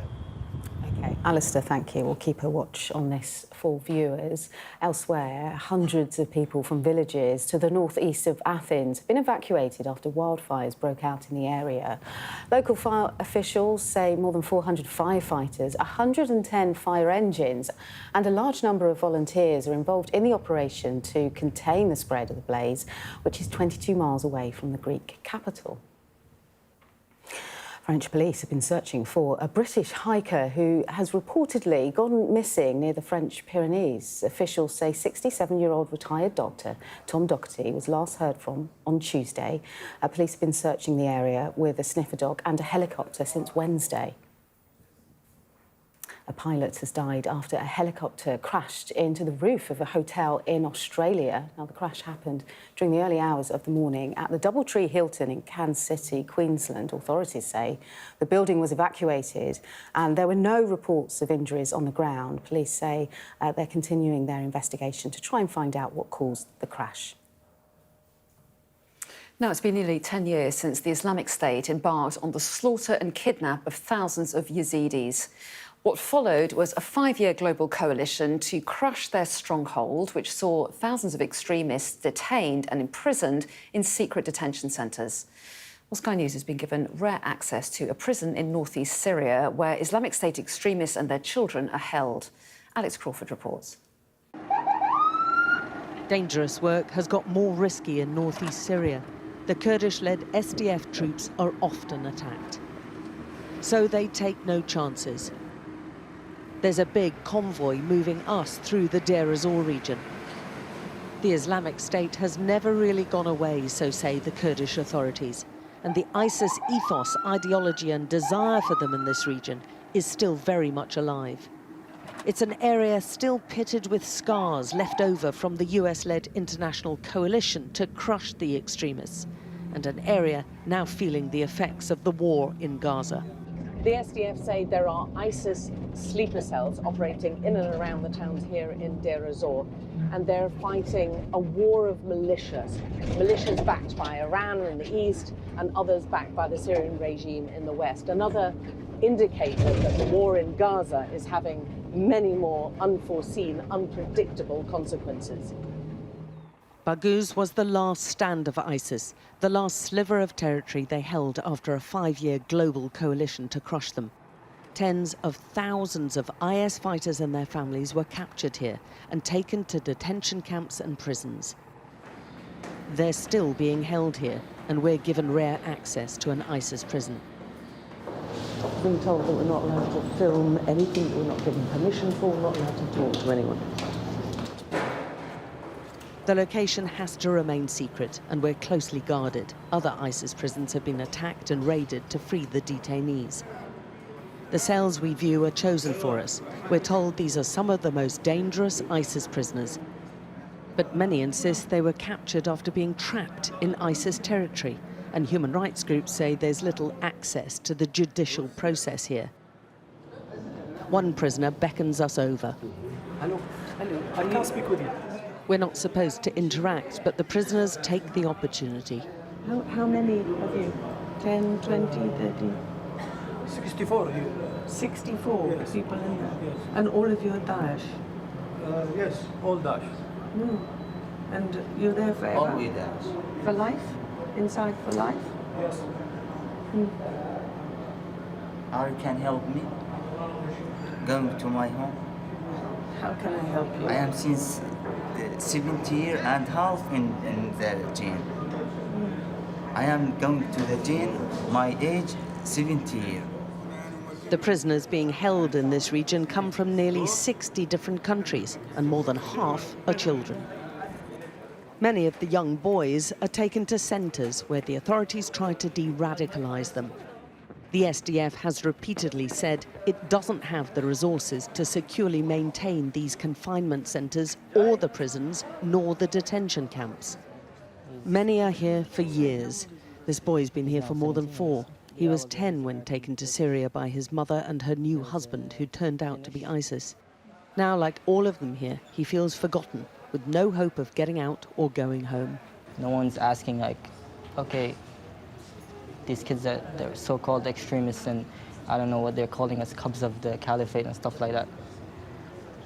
No one's coming by to see and ask, oh, have they changed? Who is being good, who's not good, stuff like that. They're just putting everyone in one category and saying, okay, these are just kids of ISIS, and that's it. He's from Trinidad, and there are about 20 other nationalities in this centre. Only 4 have been repatriated. Al Roj is the smaller of the 2 detention camps where women and children who travel to or were born in ISIS areas are still being held. Many here, like the London schoolgirl Shamima Begum, are foreigners who haven't been repatriated. We managed to track down and talk to the mother of the boy at the male juvenile centre. I regretted every single step of it. I hate the fact that seeing dead people hanging up on the side of the streets. I hate the fact that my son witnessed this. I hate the fact of so many bad things. Okay, this man being burnt in a cage, people being drowned in a swim. This was horrific, and to think that I am a part of this. The ISIS legacy lives on long after the recapturing of territory. Keeping it secure is a challenge, with tens of thousands in pop-up prisons and detention centres, and this region more unstable than ever. Alex Crawford, Sky News in northeast Syria. Let's get more now on the close of the 2024 Paris Olympics. We can talk to Francois-Joseph Schichan, who's a political advisor and former diplomat. Very good morning to you. Nice to see you. We spoke at the beginning of the Olympics, didn't we, a few weeks ago? So now that it's coming to an end, or has come to an end, how do you feel that it went? Well, I think, look, it was a great success. I mean, we had 2 weeks of very intense competition happening in this beautiful city of Paris. I think the capital of France was in full display. And you know, if you look at the faces of the athletes yesterday during the closing ceremony, they were all really happy. And that says it all, I think, the fact that, you know, the athletes were thrilled to be there. And I'm happy to say also that we had a great result for the French Olympic team. As the British team did not too bad as well. So I think overall it was a great success. It was a challenging situation. You know, it was not a given that it would have been such a success given the security concerns around the various competitions. Also the international situation was quite tense. When you think about there is the war in Ukraine, the tensions in the Middle East. So you had delegation from Russia, from Iran, from Israel. But all of this has been dealt with quite well with unsuccessfully by the French organization team. So I mean it was a great success, I think. Yeah, and when the Olympics was in London, it gave such a lift to the country and certainly to Londoners. There was a real sense of well-being that I remember. Do you feel that that's the same there for Paris? Yes, I definitely think so. And also because we just had a few weeks before the Olympics, the start of the Olympics, we had a snap election in France as well. And these did not give a very clear result. And we are still in the middle of, resolving that political situation. So I think the Olympic Games came as a welcome respite from all of the political chaos and uncertainty. Of course, this chaos and uncertainty is going to come back now. And the French president will have to appoint a prime minister in the next few days. But yeah, it was a good moment to celebrate, what we can achieve together and forget a little bit about all the uncertainty and the political uncertainty. So definitely a lift for the spirit of the country, yes. Yeah, definitely a lift for the people of France. Francois, your thoughts then, because you mentioned about President Macron and he has to appoint a Prime Minister. Do you think the Games will have given him a boost, perhaps? I think so. Although it's not going to be decisive, of course, the Olympics were a success, so that is a positive news for the government and the president. The president was very, very involved, personally involved in the organization of the Olympics. So that's definitely an important element for him. But in the end, this relates to the situation in Parliament, the political balance between political parties, and it will, I'm afraid, take more than Olympic Games to sort this. And I don't think President Macron is a sportsman himself, but this challenge to form a government is going to be quite a difficult competition, almost at the same level as a difficult sporting competition, I would say. Yeah, absolutely, and one that we'll be watching closely, certainly. But it's our last chance to ask people today what their favourite moments were of the Olympics, really. So what were your highlights? I think the moment I remember more vividly is the moment where the French swimmer, Leon Marchant, won his fourth gold medal. So that's a record in Olympic history, in French Olympic history for sure. And that was, I think, an amazing moment for all the French people. We always had quite strong teams when it comes to swimming, but this was like beyond any expectations. And I think it was a marvelous moment for French swimming and the French Olympic team as a whole. Yeah, he really was quite a hero, wasn't he? And you can see the reception he got there at the closing ceremony. Extraordinary stuff. Well, Francois-Joseph Schichan, really good to talk to you again. Thanks very much indeed for joining us this morning. Do stay with us. We've got lots coming up for you here on The Breakfast Show. The riots that have wreaked havoc across the UK this week, sparked by a misinformation campaign, are driving calls for social media regulation. We'll be speaking to some experts about possible solutions. Also, temperatures could reach 35 degrees Celsius in some areas of the UK today, making it the hottest day of the year so far.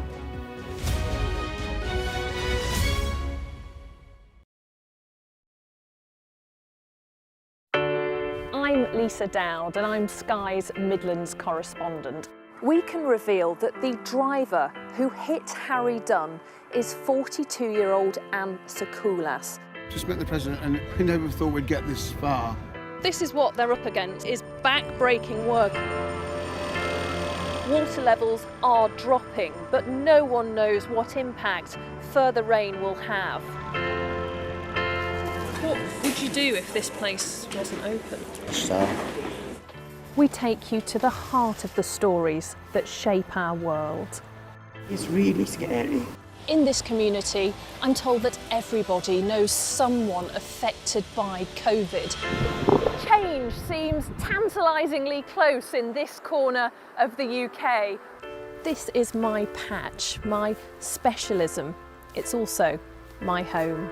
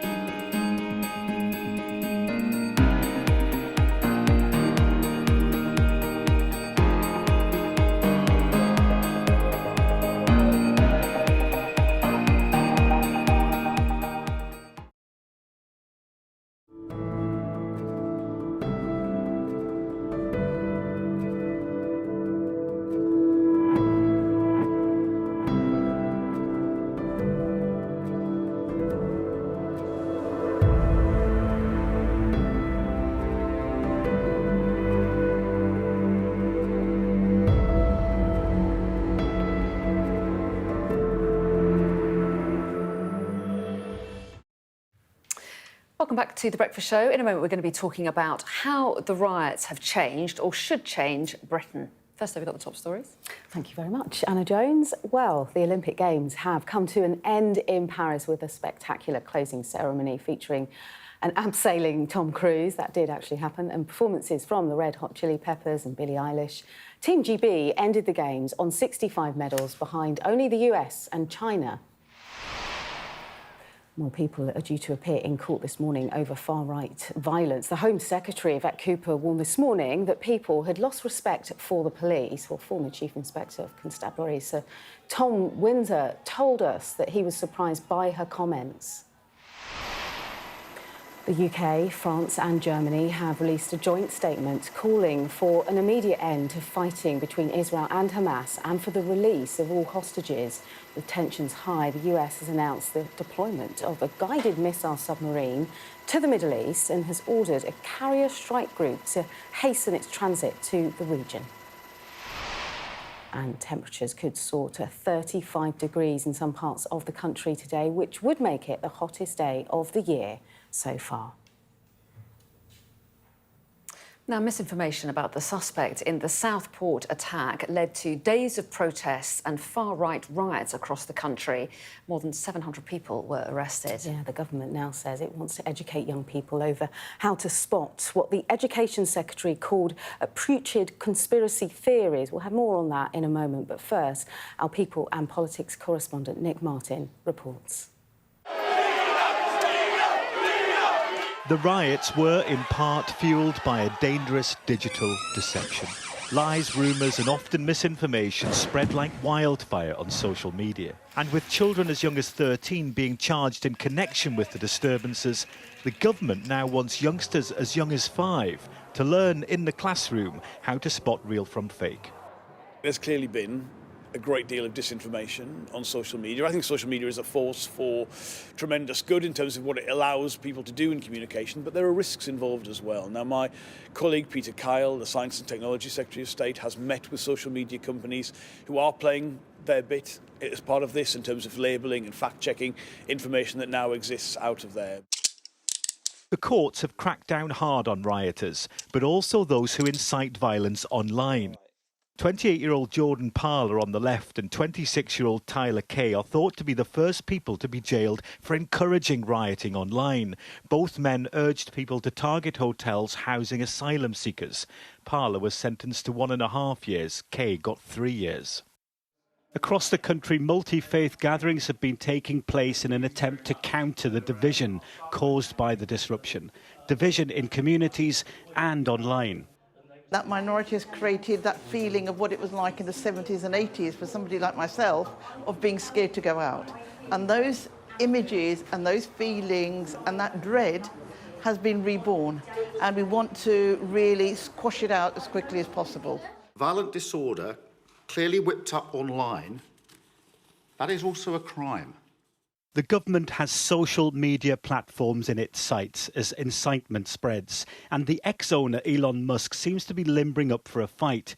His post claiming civil war was inevitable following the riots have been condemned, and he's also shared posts which have turned out to be untrue. People are literally faster at processing information they've heard before than information they haven't heard before. And so when that information is false, it starts to build associations in the brain, and over time it also becomes less immoral to share it. It starts to sound true. It doesn't sound as strange anymore the more often you see it and you hear it. And so that's how people start to share misinformation, and that can happen to anyone. In Southport, the community came together to pay their respects in the first of 3 funerals. So far from the online world, their grief is real and tangible. Nick Martin, Sky News. Well, in a moment, we'll be joined by Julia Ebner from the Institute for Dialogue, who specialises in far-right extremism. We just lost her line for a second, but we will re-establish that. But we are joined now by Marley Morris, who's covering migration, trade and communities at the Institute for Public Policy Research. So a very good morning to you, Marley. Thanks for talking to us today. First of all, I wonder if we can get your take on what's behind all this violent disorder that we've seen. What do you think the cause is? Yeah, absolutely. I mean, I think it's first of all, it's really important to say that there's no justification for this violence and rioting by far right actors in the last week or so. But that doesn't mean to say that there aren't some root causes and some underlying conditions that can motivate this type of violent behavior. And we know there are a number of factors that draw people into radicalization. Can be a combination of political and personal grievances. Obviously, social media and online activism has played a role. And then in this case, clearly a galvanizing event, the tragedy in the tragic killing in Southport, which then mobilized people online to come out into the streets. I believe that Julia Ebner has joined us now on the line. Great to have you with us, Julia. Thanks for joining us on Sky News Breakfast. Marley was detailing how social media has really been fanning the riots and the unrest that we've seen across the country. How does a government like Keir Starmer's Labour really get a handle on particularly social media bosses like Elon Musk, who for the past week we've been detailing here on Sky News how he has goaded the Prime Minister? How do they get a handle on that? Because that's going to be the trickiest move going forward in this. It will be extremely difficult, and especially with tech companies such as X that are unwilling to remove accounts that actually restored some of the accounts of far-right influencers such as Tommy Robinson or the misogynist influencer Andrew Tate. We already made progress on Twitter before Elon Musk's takeover in terms of removing hateful content, removing content that is inciting violence. And now it feels almost like we're going backwards in time again.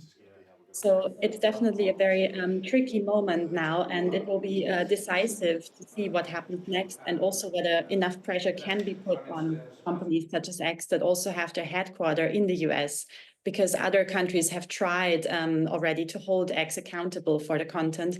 But for example, with the EU Digital Services Act, or also in Germany, there is a very strict anti-hate speech law.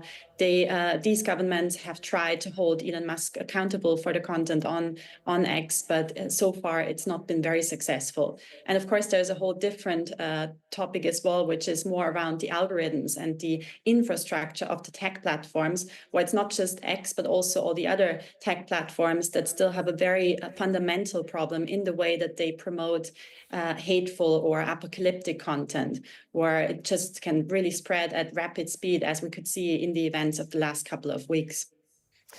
And Marley Morris, the government has implied that they are looking to tighten up the Online Safety Act to make it tougher on social media companies. And the other thing that it seems to have done in the aftermath of this violence, it's framed it as a law and order issue, hasn't it? And they've been very keen to ensure swift and very public justice.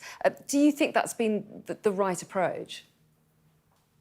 I think in the short term, absolutely, it's the right approach. It's essential to get law and order back onto the streets, to bring the perpetrators to justice. But I think that doesn't mean that there isn't a long-term job to do. Part of it is as Julia was saying, about tackling how these misinformation and far-right extremism is spreading online. But also, I think it's about looking at some of the underlying conditions across the country and thinking about how we have an effective community cohesion strategy, which has frankly been neglected for the past few years, and which is a really important antidote to this kind of far-right politics and this divisive and racist activities.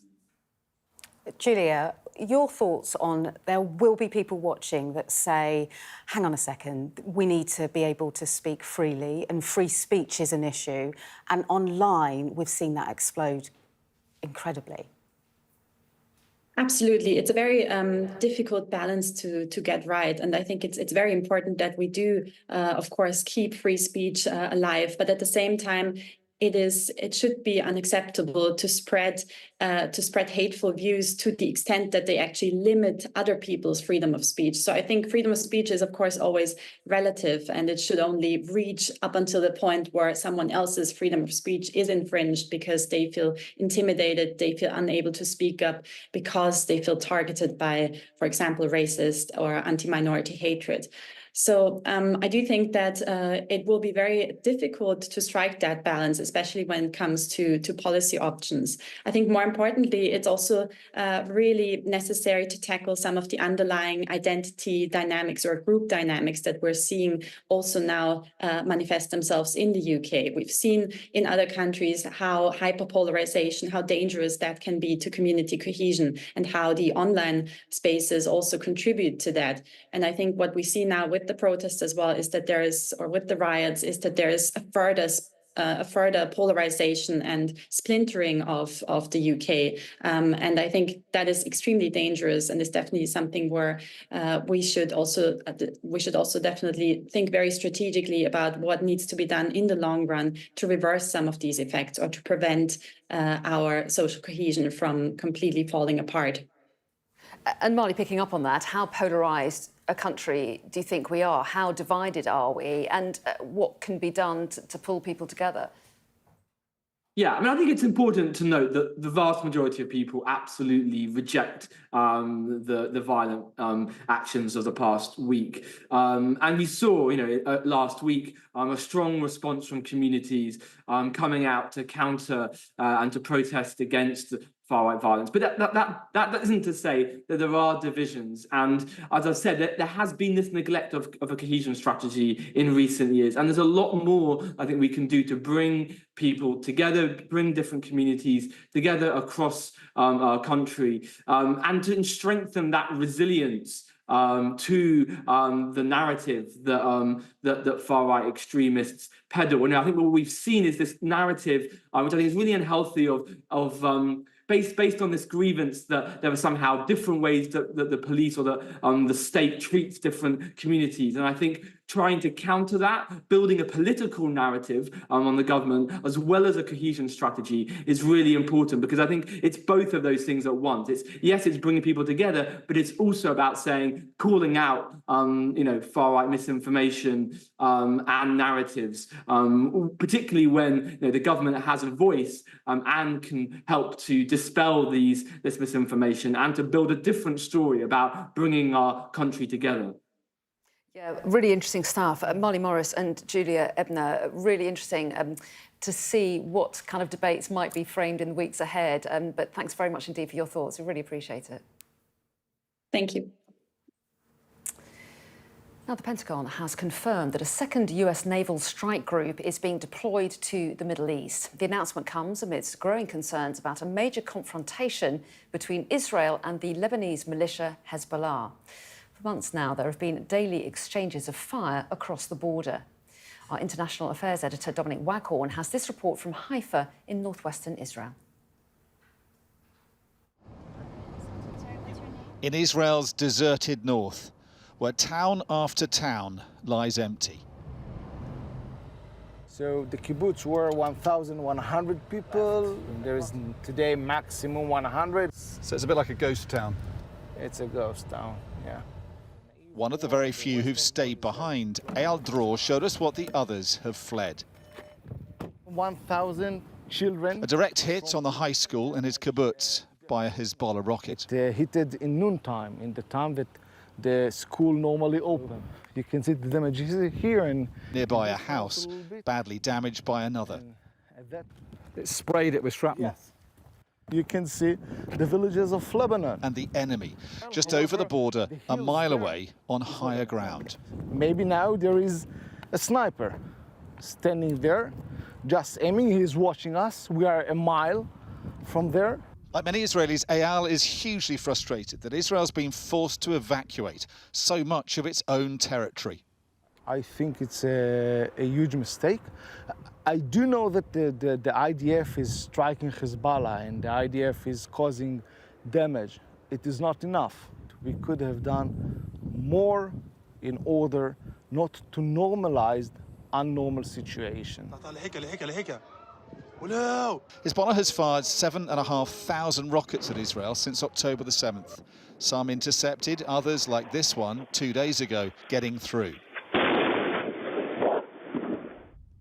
Wrecking more homes and vehicles in these abandoned streets. The atmosphere in these deserted border towns is eerily quiet. There's a sense of fear, of course, that is caused by these regular rocket attacks and the damage they're doing, but also the knowledge for Israelis left behind that any one of these attacks could be the beginning of something much bigger, a full-scale Hezbollah retaliation that could lead to an even bigger war.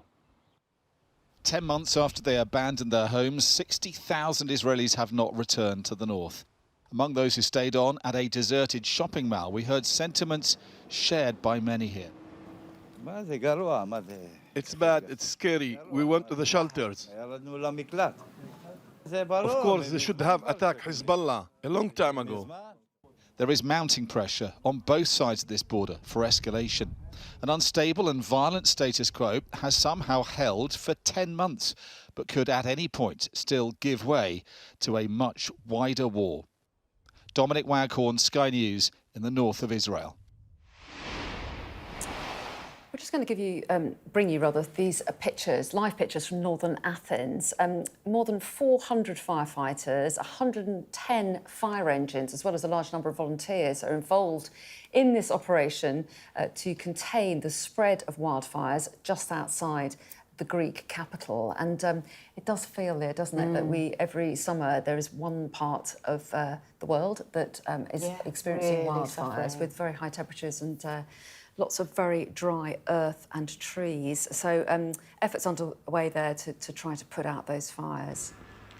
Yeah, these are just the latest pictures there. I think the Greek PM has cut his holiday short to deal with the crisis, and, you know, it will have impact, as we saw last year, on tourism for people and locals. So, yeah, we'll keep a watch on this for viewers this morning and see where it goes. Absolutely, absolutely.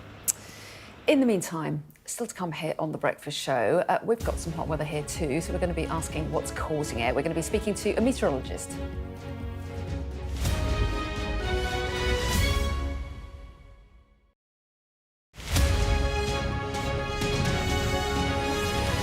It's a phenomenal sculpture from the Japanese artist Yao Kusama, one of the most internationally renowned artists in the world, and it's her first permanent artwork in the UK, here in London.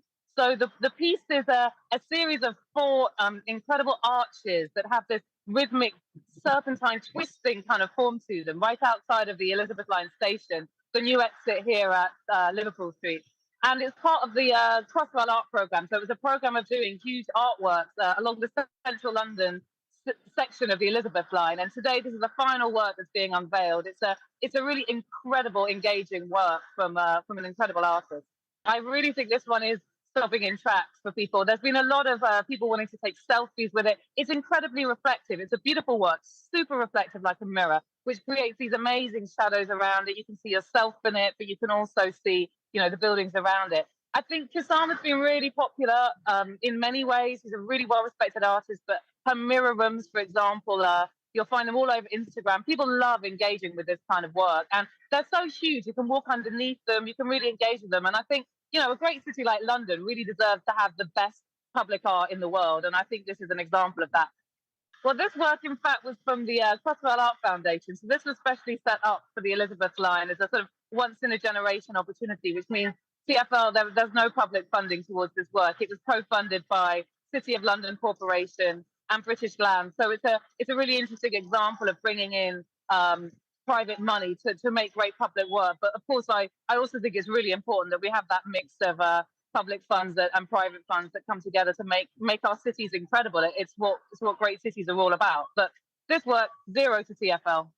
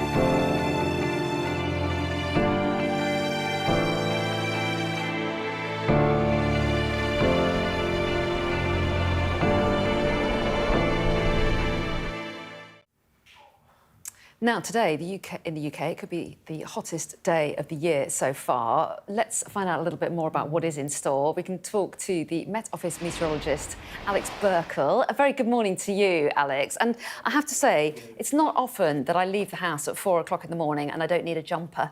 But this morning, it was already warm. So what is in store for us across the country? Yes, you're right. It is exceptionally warm at the moment, especially across parts of the southeast here. In some parts, temperatures, it looks like, haven't dropped below 20 Celsius overnight. And so a tropical night, really uncomfortable for sleeping and pretty humid with that too. With that then, as we go through today, plenty of sunshine, especially in the southeast, and we are going to see temperatures rising. Like you said, likely to be the hottest day of the month so far. We might easily get to highs of around 34, possibly even 35 Celsius. Alex, very briefly, what's causing it? So we have had a bit of high pressure over the weekend, which is why it's been pretty settled for many places, not everywhere, but for many. However, we've now got low pressure towards the west of us, and it's that low pressure that's dragging up some hot air from the south. It's hot, humid air, and at this time of year, that leads to temperatures rising so high. OK, well, Alex, it's really good to talk to you. We had a few issues with your sound, but we could hear just about what you were saying. So thanks very much indeed. That's all really interesting. And we're going to go now to a Lido in Reading, because Sky's Siobhan Freeman-Powell has just finished her individual medley and she's out of the pool now, ready to talk to us. Hi there, Siobhan. So people behind you enjoying the nice cool water in this hot weather, but there's a serious side as well, isn't there? Because it can be a health risk for people, especially elderly people. So it's a mixed bag having such hot weather. That's right. The people that you can see swimming behind me have been out since really early this morning, taking the pleasure of swimming in what was a pretty empty pool. We are expecting it to be fully booked today, with dozens more arriving a little later this morning and this afternoon, and that's because temperatures in some parts of the country could reach around 34 to 35 degrees Celsius. That's mostly going to be the warmest weather in the central eastern parts of England, but in London we are expecting temperatures to reach around 33 degrees Celsius as well. But as you say, with warm weather often comes warning, with the UK Health Security Agency issuing a yellow heat health alert. That's to ensure that people bear in mind that for elderly or vulnerable people, it can be quite uncomfortable, especially with the humidity that we're likely to see today. So it's a reminder for people to check in on their vulnerable residents, to keep curtains drawn at some of the hottest times of the day, and to stay hydrated as well, as that's really, really important. But not everywhere is going to have this sizzling hot summer day that we've been speaking about. The Met Office has also issued 2 yellow weather warnings for thunderstorms in parts of northern England, in Scotland and in Northern Ireland too. But as I say, for large parts of the country, they will be experiencing temperatures above 30 degrees Celsius. It is likely to beat the hottest day of the year so far, which was recorded last month. That was 31.9 degrees Celsius in London, but it's unlikely to reach the hottest day of the year so far ever recorded. That was in 2022 in July, and that was 40.3 degrees Celsius. So we are expecting warm weather, but we're not expecting it to reach those 40 degrees that we were speaking about back in 2022. OK, Siobhan, thanks very much indeed. And I have to say, it does look lovely and cool swimming in that pool behind you there. But good for everyone to be aware of some of the dangers as well that go along with it. Siobhan, thank you. So the weather here is looking rather positive and warm, but let's hope it doesn't turn into scenes like this in the United States. Weather watchers caught the rare phenomenon of a dual waterspout off Panama City Beach in Florida. Now, the waterspout is created from a cumulus cloud to a body of water where the cloud-filled wind rotates to create the tornado effect. And I say that like I knew it already. Very smooth. Clearly, I was reading the script, because I I was always very bad at geography, but it does make the most incredible waterspout effect. I'm looking forward to going to Florida on holiday this week. Oh, dear. It's going to look like that, maybe not. Just getting it out of the way for you. And also, you had some breaking news as an update I've just on got the a perils message of hot weather. from my other half, because, you know, you're out in the garden a lot with the kids. This is our third paddling pool that's been destroyed by the foxes. And this isn't your husband doing backstroke in it, is it? It's foxes. It's foxes. It's the foxes, and then if it's not that, it's sandals that get taken away. So we've got quite the problem in the Boleto household. Don't get me started on the fox that came through my cat flat once. Oh, wow. Yeah. Cheeky foxes. Very cheeky, did a lot of damage and to my shoes and in the bathroom. Anyway, more details on that another time. Well, at least you went to the bathroom, and that's a good start. True, it was the bath though. Anyway, favourite cakes. We've got a little bit of time to talk about this because I've got some very interesting information to share with you all. The classic favourite, Victoria sponge, has apparently been usurped in this country, in a poll, by the American cheesecake. Can you believe it? I'm offended by that. Are you? Yeah. You personally offended? Are you a Victoria Victoria sponge? sponge. I can have at least 3 slices of that and feel good. I'm definitely a carrot cake man. I'm glad to see that's coming number 3. Apparently number 6 is a Bakewell tart, and I am just not a fan of a Bakewell tart. No, I'm not so keen on that. Slightly almondy. I think the most disappointing thing is, why is the cake on screen and not in front of us? Why are we not eating it? Good point, And I think that yours and my cake tastes are clearly very aligned. So maybe we can get on to this in the next hour. Top Stories next.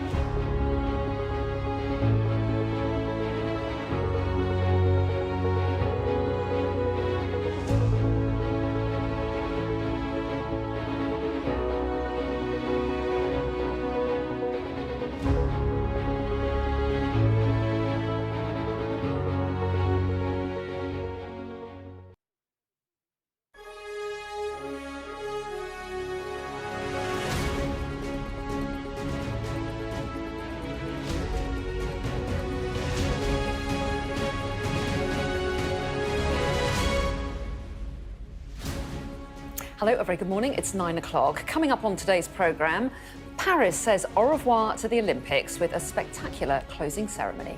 Plus, more people are due to appear in court this morning following that far-right violence last week. It comes as the Home Secretary is promising action to restore respect for the police. And later we'll look at the really worrying rise in whooping cough cases. More than 10,000 in England. We'll speak to the UK Health Security Agency. It's Monday, the 12th of August. Here in Paris, stars of sport, music and the big screen came together as the 33rd Summer Olympics came to a spectacular end. Mission accomplished. Tom Cruise jumps off the roof of the Stade de France in a stunning grand finale. Team GB finished the Games with 65 medals, third behind the US and China, but fewer golds than 4 years ago. Also ahead, we report from inside a prison in northern Syria holding former Islamic State fighters and their families. How many of you? 10, 20, 30? 64 here. 64 yes. people in there. Yes. And all of you are Daesh? Yes, all Daesh. European leaders call for an immediate end to the violence in Gaza as the US rushes an aircraft carrier strike group to the region. And back here in the UK, we're set for the hottest day of the year so far, but there are storm warnings in place for much of the country too.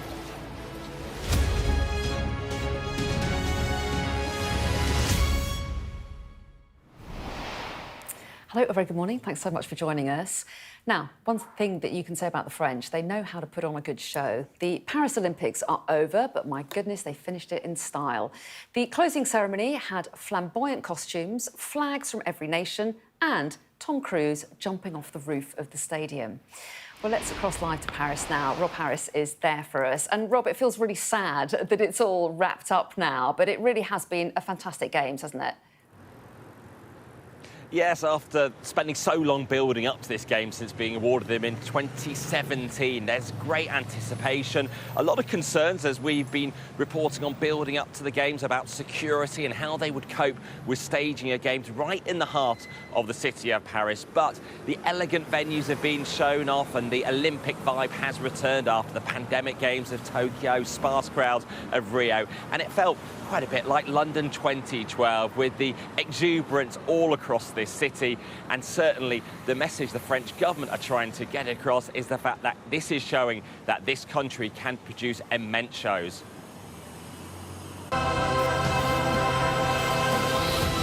Paris pulled it off, everything they could have hoped for. After a stormy start, a scorching finale, closing an Olympics that thrilled, captivated and inspired through sporting excellence.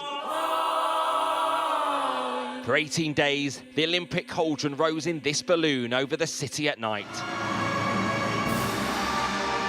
We're more used to seeing him collecting golds in the pool, but trunks swapped for tie, Leon Marchant collected the flame to be extinguished, headed to the Stade de France, where athletes paraded in. Team GB led by trampolining champion Bryony Page. Flag bearer duties also for triathlete Alex Yee, who leaves with gold and bronze. Only bronze, though, on the final day of competition for GB. In a cycling sprint, Emma Finucane becoming the first British woman in 60 years to win 3 medals at one Olympics. And Emily Campbell in weightlifting, claiming the country's 65th and final medal of Paris 2024. One up on the Tokyo haul and matching London 2012's tally, but the lowest gold count in 20 years. So celebrations tinged with some frustration. It's really important to keep the emphasis on high performance, but I wouldn't want to say that without acknowledging that 65 medals is a fantastic performance. And I mean, winning an Olympic gold medal is an extraordinarily difficult thing to do, so it reflects very well on the athletes. Athletes from 205 delegations united in harmony. But these were games where organisers complained culture wars were being fought over religion and gender identity. Geopolitical tensions were never far away either. But these Olympics provided a wondrous distraction in a fraught world. And there was a spectacular handover to the next host, Tom Cruise stunning the stadium by abseiling in from the roof. Then collecting the Olympic flag from gymnastics star Simone Biles before exiting. And kicking off the Los Angeles party. The Red Hot Chili Peppers beaming in from the beach. Expect a very different vibe in LA in 4 years' time, and this could well be the last we've seen of the Summer Games in Europe for at least 16 years.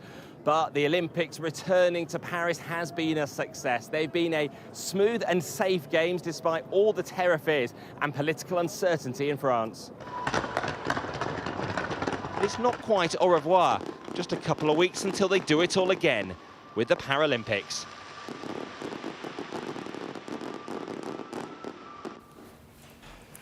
So, Rob, Team GB heading home now, and they can feel pretty proud, can't they? Yeah, they matched the London 2012 tally of 65 medals. It was one up from Tokyo. Some scrutiny over the fact the 14 golds were the lowest in 20 years, but there are fine margins between silver and gold. We see that in so many events, particularly in the athletics track, where Matthew Hudson-Brown came within hundredths of a second of turning his silver into gold. And there was a revival in things like athletics with 10 medals won, including one in all the sprint races. In rowing, GB was resurgent again after struggling in Tokyo, and golds in new events as well, like trampolining. So now they'll be focusing on the planning ahead to the Los Angeles Games. Of course, there are Winter Olympics in Milan as well in 2026. But for the Olympic movement, they start to look forward to California and how different it might feel to Paris, and then to Brisbane in 2032, and it's 2036 up for grabs. Could India land the Games for the first time? Even Qatar, Saudi Arabia in the mix. But if it does come back to Europe in 2040, there'll be, you think, many contenders for it, because these Games have shown that perhaps you don't need to build the lavish venues that might not necessarily have a post-game use, none of the white elephants, and shown it can perhaps be more financially sustainable. However costly it is to put on a huge security operation to protect a city like Paris. A city that did have to wait a century for the Games to return here, but you've got to see that the show here over the last few weeks means that surely they won't have to wait another century for the Olympics to return. This really has shown Paris at its best over these recent weeks. So many fans coming in, particularly from Britain, and having covered 5 weeks at the Euros before this with England fans, Scotland fans in great numbers. Certainly British sports fans have been travelling in great force over this summer, witnessing some brilliant sporting performances. Yeah, it's been fantastic that those events have been so close, hasn't it? And of course the Paralympics to come as well. Rob, thanks very much indeed. And I have to say, I am a little bit in mourning that it's over, because it has been so great, hasn't it? No, like you say, the Paralympics are coming up, and it also looks like Rob Harris has just been living his best life. I know. He has been the hardest working reporter, I think, of the summer, hasn't he? But he has. He's been very, very busy, but covering fantastic stories. Yeah, but I think you know, there's been lots of commentators over the last day or so recognising how well Paris and France has done, saying that kind of, you know, London and Paris have probably had the gold medal now in terms of, like, hosting the Olympics in recent times. And it has shown off the city. And, I mean, Paris is wonderful anyway, but it's such a great stage, isn't it, for the Olympics? I'm not entirely sure LA can never really match that, because it's just not the same city in many ways. I know, but it's got something different, hasn't it? It's got a little bit of that Hollywood glamour. It did, as Tom Cruise showed. As Tom Cruise showed, absolutely. Yeah, so and I think, aside from my love of Snoop Dogg at this Olympics, it's those smaller... Slightly obsessed, I'd say. City's going to call into Sky News today. You know, things like breakdancing at the Olympics, you know, gives people like me hope that potentially one day, you know, you could step up. Well, there was a trampolining. Hang on a minute. Are you going to do breakdancing in the next Olympics? I was just watching a video of Rachel Gunn. She was from Team Australia, and she looks. You know, I could match that. I reckon I could put the gauntlet out. Well, I'm tempted to put you to the test right now, but I won't put you on the spot. A poll out that suggested that a quarter of Brits reckon that if they did something for the next 4 years, they could compete in the Olympics. That's what I love about it. I mean, that's quite punchy, though, isn't it? That's maybe... What would your Olympic sport be? My Olympic sport? Is there one that involves sitting? And then coming to work? And cake, I'll get back to you on that. That's a really good question. I don't think I'm good enough at anything to actually put myself out there. You are our queen, Anna. Don't worry. You're good. Oh, thanks. Anyway. OK, serious stuff now. We're going to talk about politics because more people are due to appear in court this morning over far-right violence, and the Home Secretary, Yvette Cooper, is promising action to restore respect for the police. So, Darren, tell us a little bit about what she said. She's written in the Telegraph today, hasn't she? Yeah, and this is obviously in the wake of those riots that we saw, but this is something clearly the Home Secretary feels stretches back much further than what we've seen over the last couple of weeks. And it is about this kind of sense of respect for the police, respect for authority, I suppose.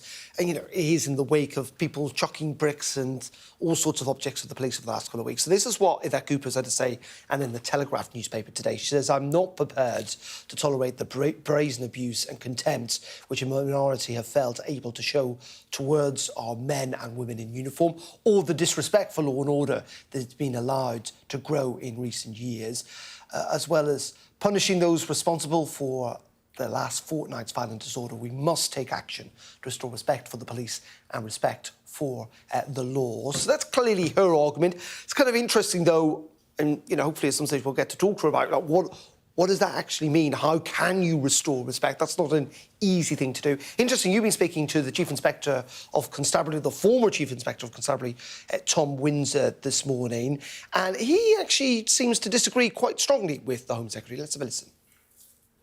I'm surprised she said that. I think that the trust in the police is and has been for a long time very high, not everywhere, and not at the very highest level that it could have been. But to say that the trust has been lost, that it's down to zero, is going far too far. So you go, that's Tom Winsor speaking a little bit earlier on. First of all, Prime Minister's cancelled his holiday, even though things have settled down, so he's going to remain, we think, in Downing Street this week. But there is relief within Number 10 that I think there's a sense that the violence now has stopped, that they have turned the corner. We didn't see any over the weekend. We know there was those thousands of extra troops on standby. What we will see this week, though, is further convictions. I think over 900 people have now been arrested, 350 charged. We'll see some of those people in court again. And the government really think it was that really acted as a deterrent, frankly, to stop people from going back out on the streets again. That is not to say, even though the initial violence has gone away, there are not big questions. There are a lot of people pushing the government to now look at some of the reasons behind the protest and the violence. Have some people got genuine grievances that the government knew to address? It's not a surprise that, or maybe it shouldn't be a surprise, that actually some of the worst violence were in the most deprived parts of the country. And then second of all, this big question about social media. We know it is something government says they're going to look at. But again, big questions about the role of social media inflaming tensions, the people who own these companies, and free speech, and how far you can go with that. So there are some big questions, but for the moment, relief, I think, in Number 10, as I say, the violence seems to have stopped. Absolutely, but maybe plenty of discussions still to come about the future. Darren, thanks very much indeed. Leah, you've got the rest of the day's main stories. Yeah, thank you so much, Anna. The UK, France and Germany have released a joint statement calling for an immediate end to fighting between Israel and Hamas and for the release of all hostages. Let's go live now with our Middle East correspondent, Alistair Bunkle, live in Jerusalem. Lots of speculation about what might happen next, Alistair. Give us a sense, though, of the mood. Lots of reports that Iran and Hezbollah will carry out their retaliatory attacks in the next 24 to 48 hours. I mean, I should say there's been so much speculation over the last 13 days or so that, you know, we need to be careful about how seriously we take some of it, because a lot of it has not turned out to be true. But there do seem to be strong rumours that the attacks will happen in the coming days. The IDF have not made any changes to what's called their home command guidance. They've urged Israeli citizens to be calm, but said they will make those changes if and when they believe an attack is imminent. The Americans, in quite an unusual move, have announced the deployment of a submarine to the region. It's not unusual to have a US submarine in the Middle East, but to make that announcement public is a little different. But that's a part of the deterrence messaging, to try and warn Tehran off attacking. Then later in the week, we have ceasefire talks taking place on Thursday, a lot of expectation that there might be progress in these. There's mixed reports as to whether or not Hamas and Israel are willing to accept what is on the table, but huge diplomatic pressure on both sides to finally come to a deal, to compromise and to come to a deal to bring a halt to what is now 10.5 months of war, to get some of the hostages out, and then to allow a little bit of space for further talks about the future. OK, for now, Alistair, thank you. Hundreds of people from villages to the northeast of Athens have been evacuated after wildfires broke out in the area. Let's take a look at some live pictures now for you from northeastern Athens in Greece. Local fire officials say 400 firefighters, around 110 fire engines and a large number of volunteers are involved in the operation. And this is to contain the spread of the blaze, which is roughly 22 miles away from the Greek capital. We'll bring you more on that as and when we get it. A fast-moving story there. Elsewhere, French police have been searching for a British hiker who has reportedly gone missing near the French Pyrenees. Officials say 67-year-old retired doctor Tom Doherty was last heard from on Tuesday. Police have been searching the area with sniffer dogs and a helicopter since Wednesday. A pilot has died after a helicopter crashed into the roof of a hotel in Australia. The crash happened in the early hours of the morning at the Doubletree Hilton in Cairns City, Queensland, and authorities say the building was evacuated. There were no injuries on the ground, and police say they're continuing to investigate this and establish the cause of the crash. The government are proposing to double the amount of compensation given to customers who receive a poor service from their water company. New proposals also outline plans to introduce automatic compensation payments for those who are issued boil notices, or even when water providers fail to conduct meter readings or installations as planned. The Environment Secretary hopes the action will turn the tide on the destruction of the waterways. Now, it's been nearly 10 years since the Islamic State embarked on the slaughter and kidnap of thousands of Yazidis. What followed was a 5-year global coalition to crush their stronghold, which saw thousands of extremists detained and imprisoned in secret detention centres. Well, Sky News has been given rare access to a prison in northeast Syria where Islamic State extremists and their children are held. Alex Crawford reports. Dangerous work has got more risky in northeast Syria. The Kurdish-led SDF troops are often attacked. So they take no chances. There's a big convoy moving us through the Deir ez-Zor region. The Islamic State has never really gone away, so say the Kurdish authorities. And the ISIS ethos, ideology and desire for them in this region is still very much alive. It's an area still pitted with scars left over from the US-led international coalition to crush the extremists, and an area now feeling the effects of the war in Gaza. The SDF say there are ISIS sleeper cells operating in and around the towns here in Deir ez-Zor, and they're fighting a war of militias. Militias backed by Iran in the east and others backed by the Syrian regime in the west. Another indicator that the war in Gaza is having many more unforeseen, unpredictable consequences. Baghouz was the last stand of ISIS, the last sliver of territory they held after a 5-year global coalition to crush them. Tens of thousands of IS fighters and their families were captured here and taken to detention camps and prisons. They're still being held here, and we're given rare access to an ISIS prison. We've been told that we're not allowed to film anything that we're not given permission for, we're not allowed to talk to anyone. The location has to remain secret, and we're closely guarded. Other ISIS prisons have been attacked and raided to free the detainees.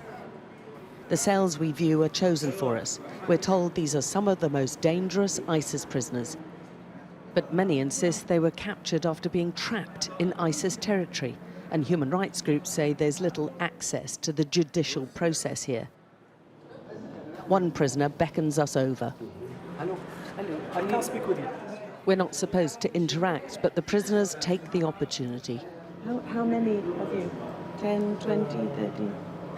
64 here. 64 Yes. people in there. Yes. And all of you are Daesh? Yes, all Daesh. And you're there forever? Always Daesh. For life? Inside for life? Yes. Or you can help me going to my home. How can I help you? I am since 70 years and half in the jail. I am going to the jail, my age 70 years. The prisoners being held in this region come from nearly 60 different countries, and more than half are children. Many of the young boys are taken to centres where the authorities try to de-radicalise them. The SDF has repeatedly said it doesn't have the resources to securely maintain these confinement centres or the prisons, nor the detention camps. Many are here for years. This boy's been here for more than 4. He was 10 when taken to Syria by his mother and her new husband, who turned out to be ISIS. Now, like all of them here, he feels forgotten, with no hope of getting out or going home. No one's asking, like, okay, these kids they're so-called extremists, and I don't know what they're calling us, cubs of the caliphate and stuff like that. No one's coming by to see and ask, oh, have they changed? Who's being good, who's not good, stuff like that. They're just putting everyone in one category and saying, okay, these are just kids of ISIS, and that's it. He's from Trinidad, and there are about 20 other nationalities in this centre. Only 4 have been repatriated. Al Roj is the smaller of the 2 detention camps where women and children who travel to or were born in ISIS areas are still being held. Many here, like the London schoolgirl Shamima Begum, are foreigners who haven't been repatriated. We managed to track down and talk to the mother of the boy at the male juvenile centre. I regretted every single step of it. I hate the fact that seeing dead people hanging up on the side of the streets. I hate the fact that my son witnessed this. I hate the fact of so many bad things. Okay, this man being burnt in a cage, people being drowned in a swim. This was horrific, and to think that I am a part of this. The ISIS legacy lives on long after the recapturing of territory. Keeping it secure is a challenge, with tens of thousands in pop-up prisons and detention centres, and this region more unstable than ever. Alex Crawford, Sky News in northeast Syria. A piece of very sad breaking news to bring you now. West Midlands Ambulance Service has just put out a statement to say that a child has died after an incident in Wolverhampton last night. They say they were called just after 6 o'clock in the evening to a canal off Hendon Avenue in Ettingshall, and they sent 2 ambulances, a paramedic officer, a merit trauma doctor and critical care paramedic to the scene, and the first resort arrived in 3 minutes. But the spokesperson says that on arrival, the crews found a boy who'd been pulled from the water by police colleagues in a critical condition. They go on to say that he was receiving basic life support by officers, and ambulance staff immediately took over to administer advanced life support. But sadly, despite everyone's best efforts, the child couldn't be saved and he was confirmed dead at the scene. So the very sad news from West Midlands Ambulance Service that a child has died after an incident in Wolverhampton last night. If we get more information, we'll of course bring it to you.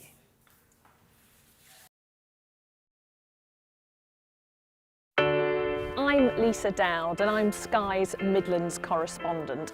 We can reveal that the driver who hit Harry Dunn is 42-year-old Anne Sakoulas. Just met the president and we never thought we'd get this far. This is what they're up against, is back-breaking work. Water levels are dropping, but no one knows what impact further rain will have. What would you do if this place wasn't open? We take you to the heart of the stories that shape our world. It's really scary. In this community, I'm told that everybody knows someone affected by COVID. Change seems tantalisingly close in this corner of the UK. This is my patch, my specialism. It's also my home.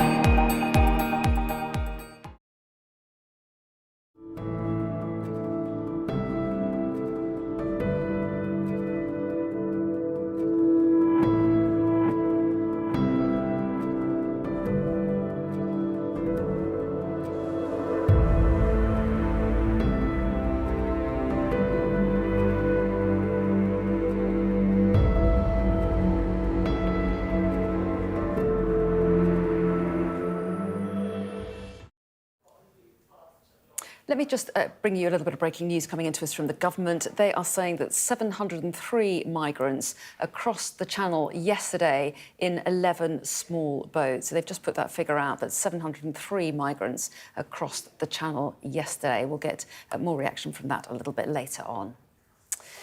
Now, the UK is set for the hottest day of the year so far, but there are storm warnings too for much of the country. Well, let's go back to Schichan Freeman-Powell, who's been having a lot of fun at a Lido in Reading this morning. And I can see a few people there taking advantage of the ability to cool down in the water. Schichan, tell us a little bit about how people are feeling there. Well, it is a glorious day in Reading. It's still pretty cool. It's around 23 degrees Celsius, I would say. And as you can see, there are some people taking advantage of the pool behind me, taking a quick dip before they start their day in what will be a very warm day here in Reading. Just off camera, you can't see, but there are a couple of people having their coffee and some orange juice to refresh themselves. And they say, as they're members here, they do come here quite often. But it is a glorious day. And there's something quite relaxing, actually, about listening to the sounds of people having a little swim behind me. So it has been a glorious day here in Reading. Hearing other people exercising, I find. So, Schichan, tell us, how hot is it going to get today then?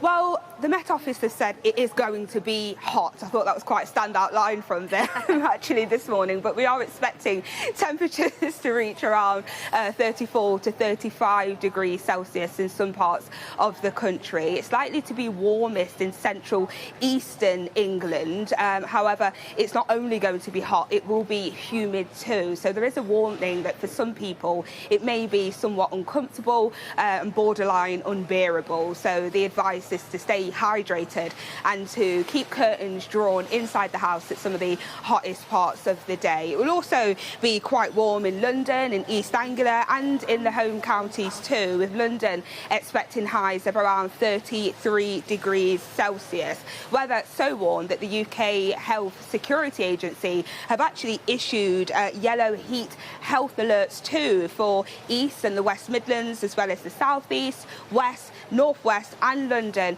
until Wednesday morning. So the advice there is to check on vulnerable or elderly neighbours to make sure they're okay and that they're also staying well hydrated. Yeah, always worth being very aware of some of the dangers of the hot weather, Schichan, you're right. And there is stormy weather on the way though, isn't there? There is, so not everyone, sadly, will get to enjoy some of the sizzling heat that we've been speaking about today. There are 2 yellow weather warnings for thunderstorms in parts of northern England, in Scotland and in Northern Ireland too. They're expected to last until this afternoon for Northern England and Scotland and until this evening for Northern Ireland. There's also a warning there as well that some flash flooding could take place, which means that there could also be road closures in some parts of the country where those thunderstorm warnings are in place. OK, Schichan Freeman-Powell, make sure you get yourself a coffee too, or an iced coffee. Oh, yeah, lovely. In this weather. Well, let's move on to some more stormy weather. Yeah. Further away, though, the weather here is looking positive, as Schichan said, but that doesn't replicate the scenes in the United States. Let's take a look at these pictures.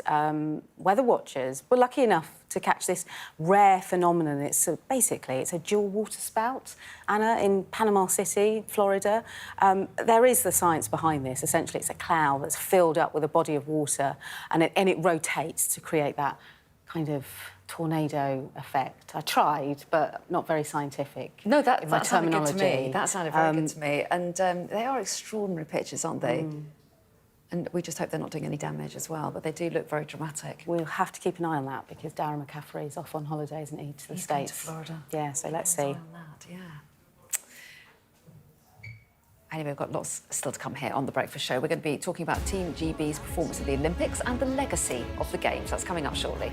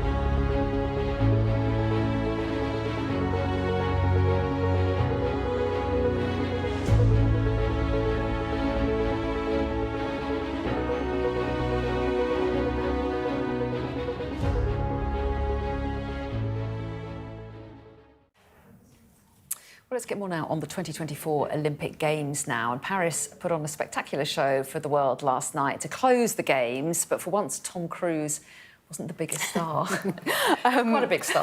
No, he had a motorbike.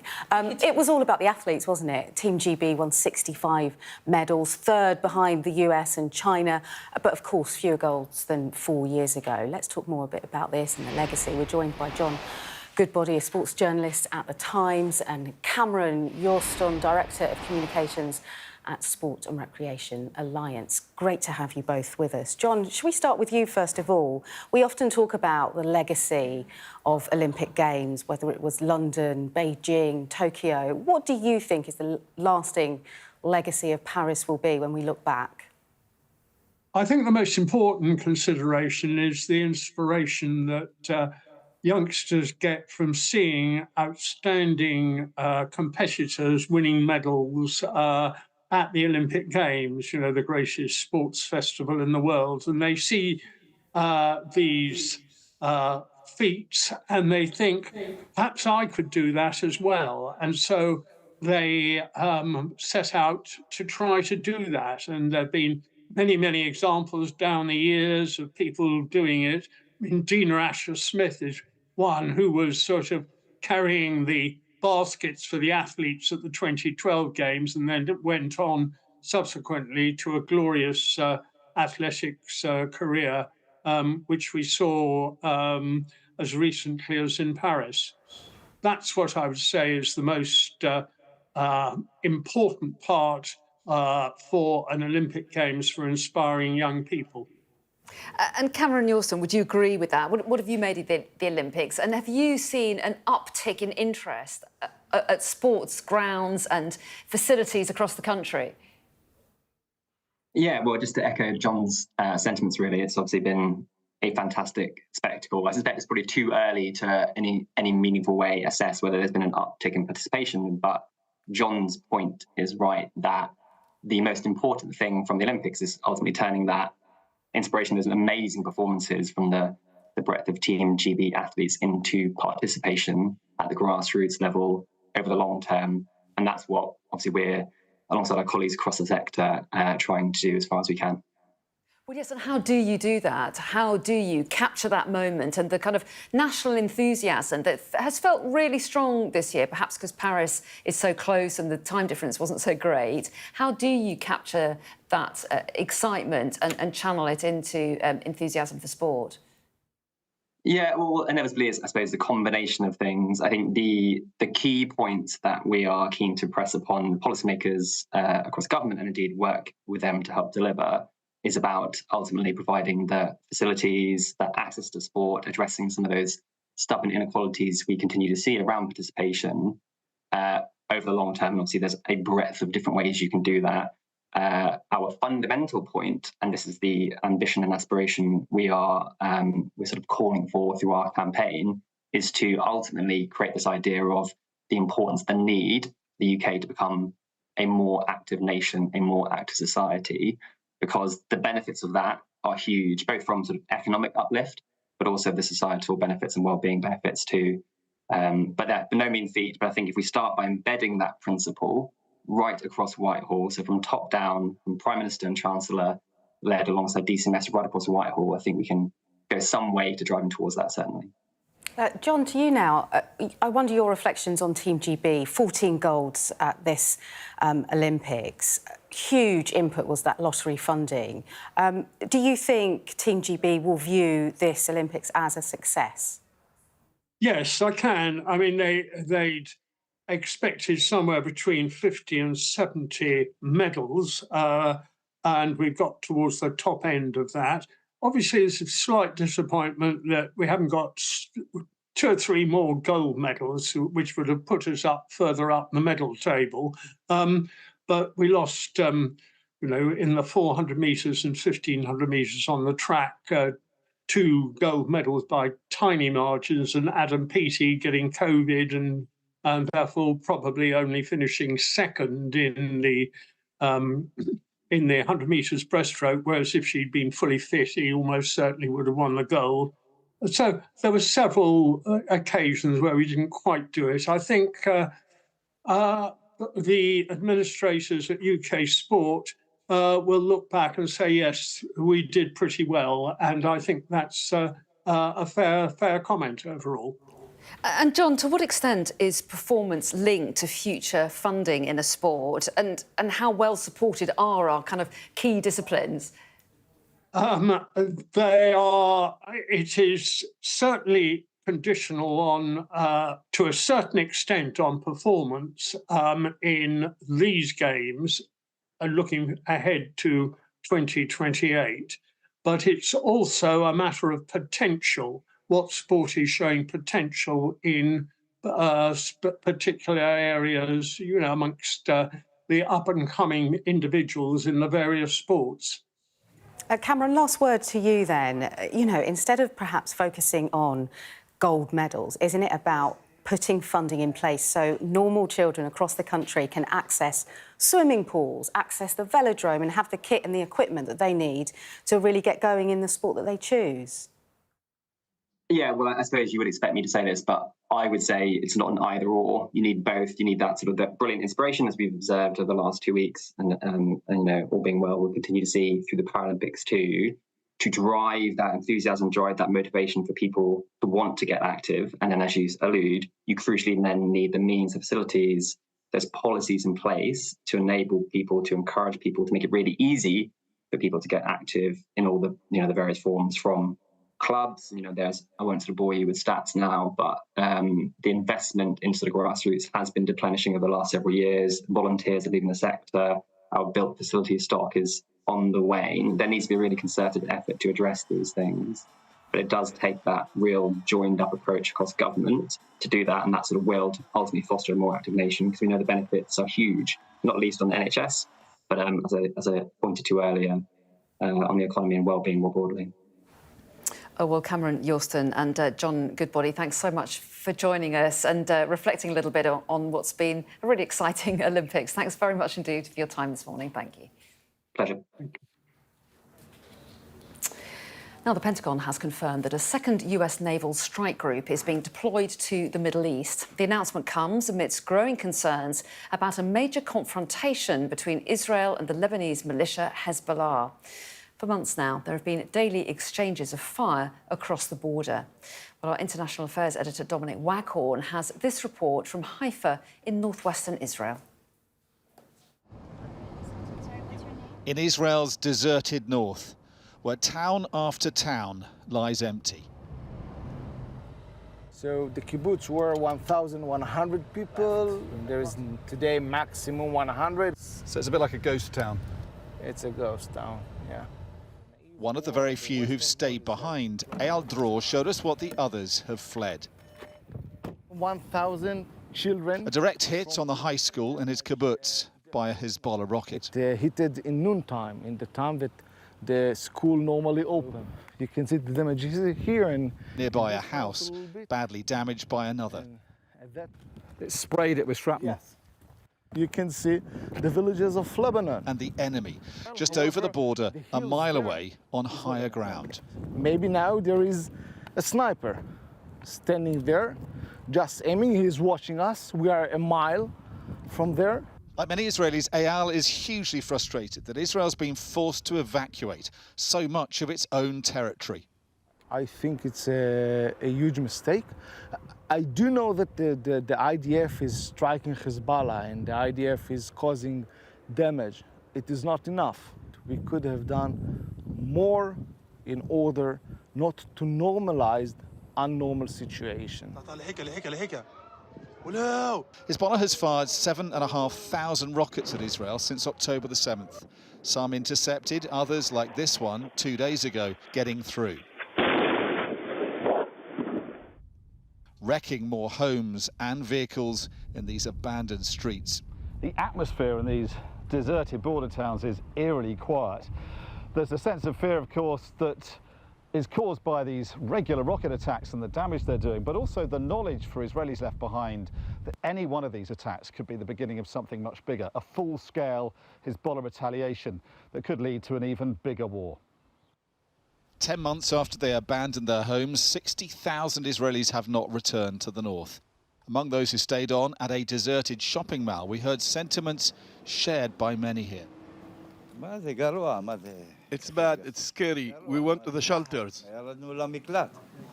Of course, they should have attacked Hezbollah a long time ago. There is mounting pressure on both sides of this border for escalation.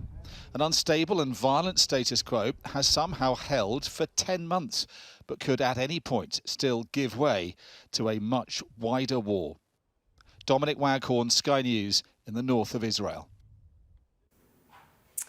Let me just bring you a bit of an update on those provisional figures from the Home Office that we brought you a little bit earlier on. They are saying this morning that 703 migrants were detected crossing the English Channel yesterday. Now, that would be the highest number on a single day since Sir Keir Starmer became Prime Minister, and the third highest daily number so far this year. They are saying that the cumulative number of arrivals by small boats so far this year stands at a provisional total of 18,342. And they say that this is 13% higher than the total at the equivalent point last year, which was 16,170, but 3% lower than the total at this stage the year before that. So the Home Office have put out these provisional figures saying that some 703 migrants detected crossing the Channel yesterday. These are pictures from this morning, and if those are confirmed, it would be the highest number on a single day since Keir Starmer was voted in as Prime Minister. Do stay with us. Coming up here on The Breakfast Show, whooping cough cases in England rise to over 10,000. We're going to be speaking to the UK Health Security Agency to find out more.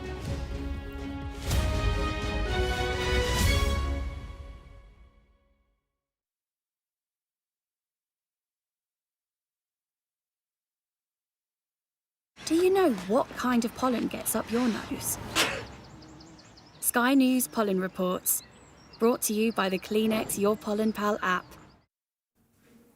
Well, northern Britain will see showery rain this morning, some torrential and thundery, but western parts will dry up later. Expect some localised disruption. Wales may see a few showery outbreaks too, but it'll be mostly fine elsewhere. Southern Britain will turn hot with 35 degrees Celsius, that's 95 Fahrenheit possible. Rain in the north will clear later, leaving most places fine, but the southeast may see the odd thunderstorm. Warm, dry conditions will bring high pollen levels to the south, while the cooler, wetter north can expect moderate to low counts. Sky News Pollen Reports, brought to you by the Kleenex Your Pollen Pal app.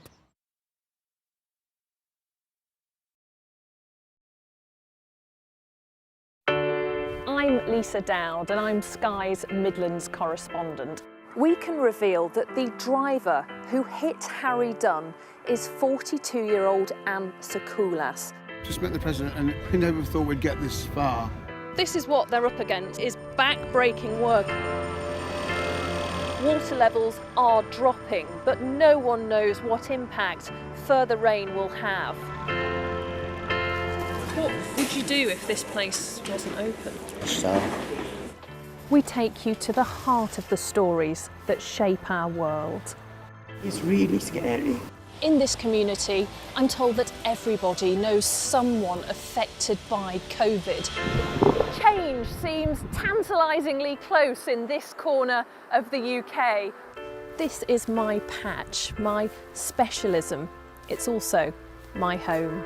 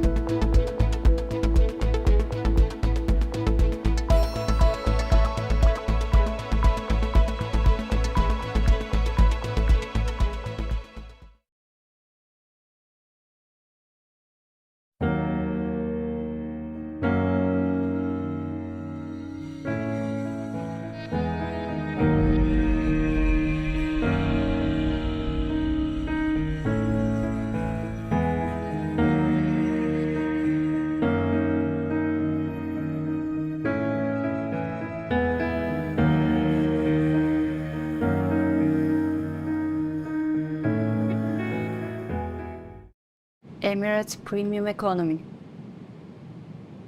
Maybe one day all airlines will have seats like this.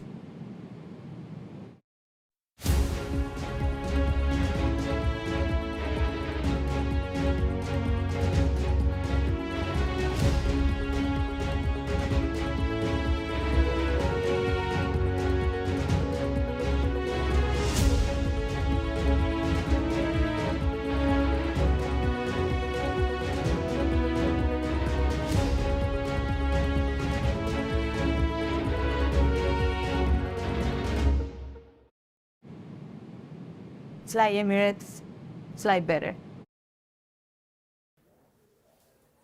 Now, pregnant women are being urged to get vaccinated to protect their babies as whooping cough cases in England rise to over 10,000. The UK Health Security Agency is warning young babies are at the highest risk. And the UK Health Security Agency's head of immunisation joins us now, Dr. Mary Ramsey. Very good morning to you. Thanks so much for talking to us. I want to start with a very basic question. What is whooping cough? Well, it's an infection that affects the lungs. It starts with sort of runny nose and cold, but the problem is that it can affect the breathing, and you get this coughing bouts during which it's very difficult to breathe. And that's particularly dangerous for young children, particularly small babies, who may actually really struggle to breathe and then end up potentially go blue even with the difficulty of getting air into their bodies. And there is a vaccination for it, isn't there? So how do you explain this rise in cases? Yes, we vaccinate routinely little children at 2 months of age, but unfortunately the biggest risk is before that age. And the only way to protect children that small is by their mothers being vaccinated during pregnancy. So that vaccine in pregnancy then gives the mothers a boost in protection, which passes to the baby and protects them before they themselves can actually be vaccinated at 2, 3 and 4 months of age. So presumably you would like to see more people coming forward and making sure that they get that jab, I guess.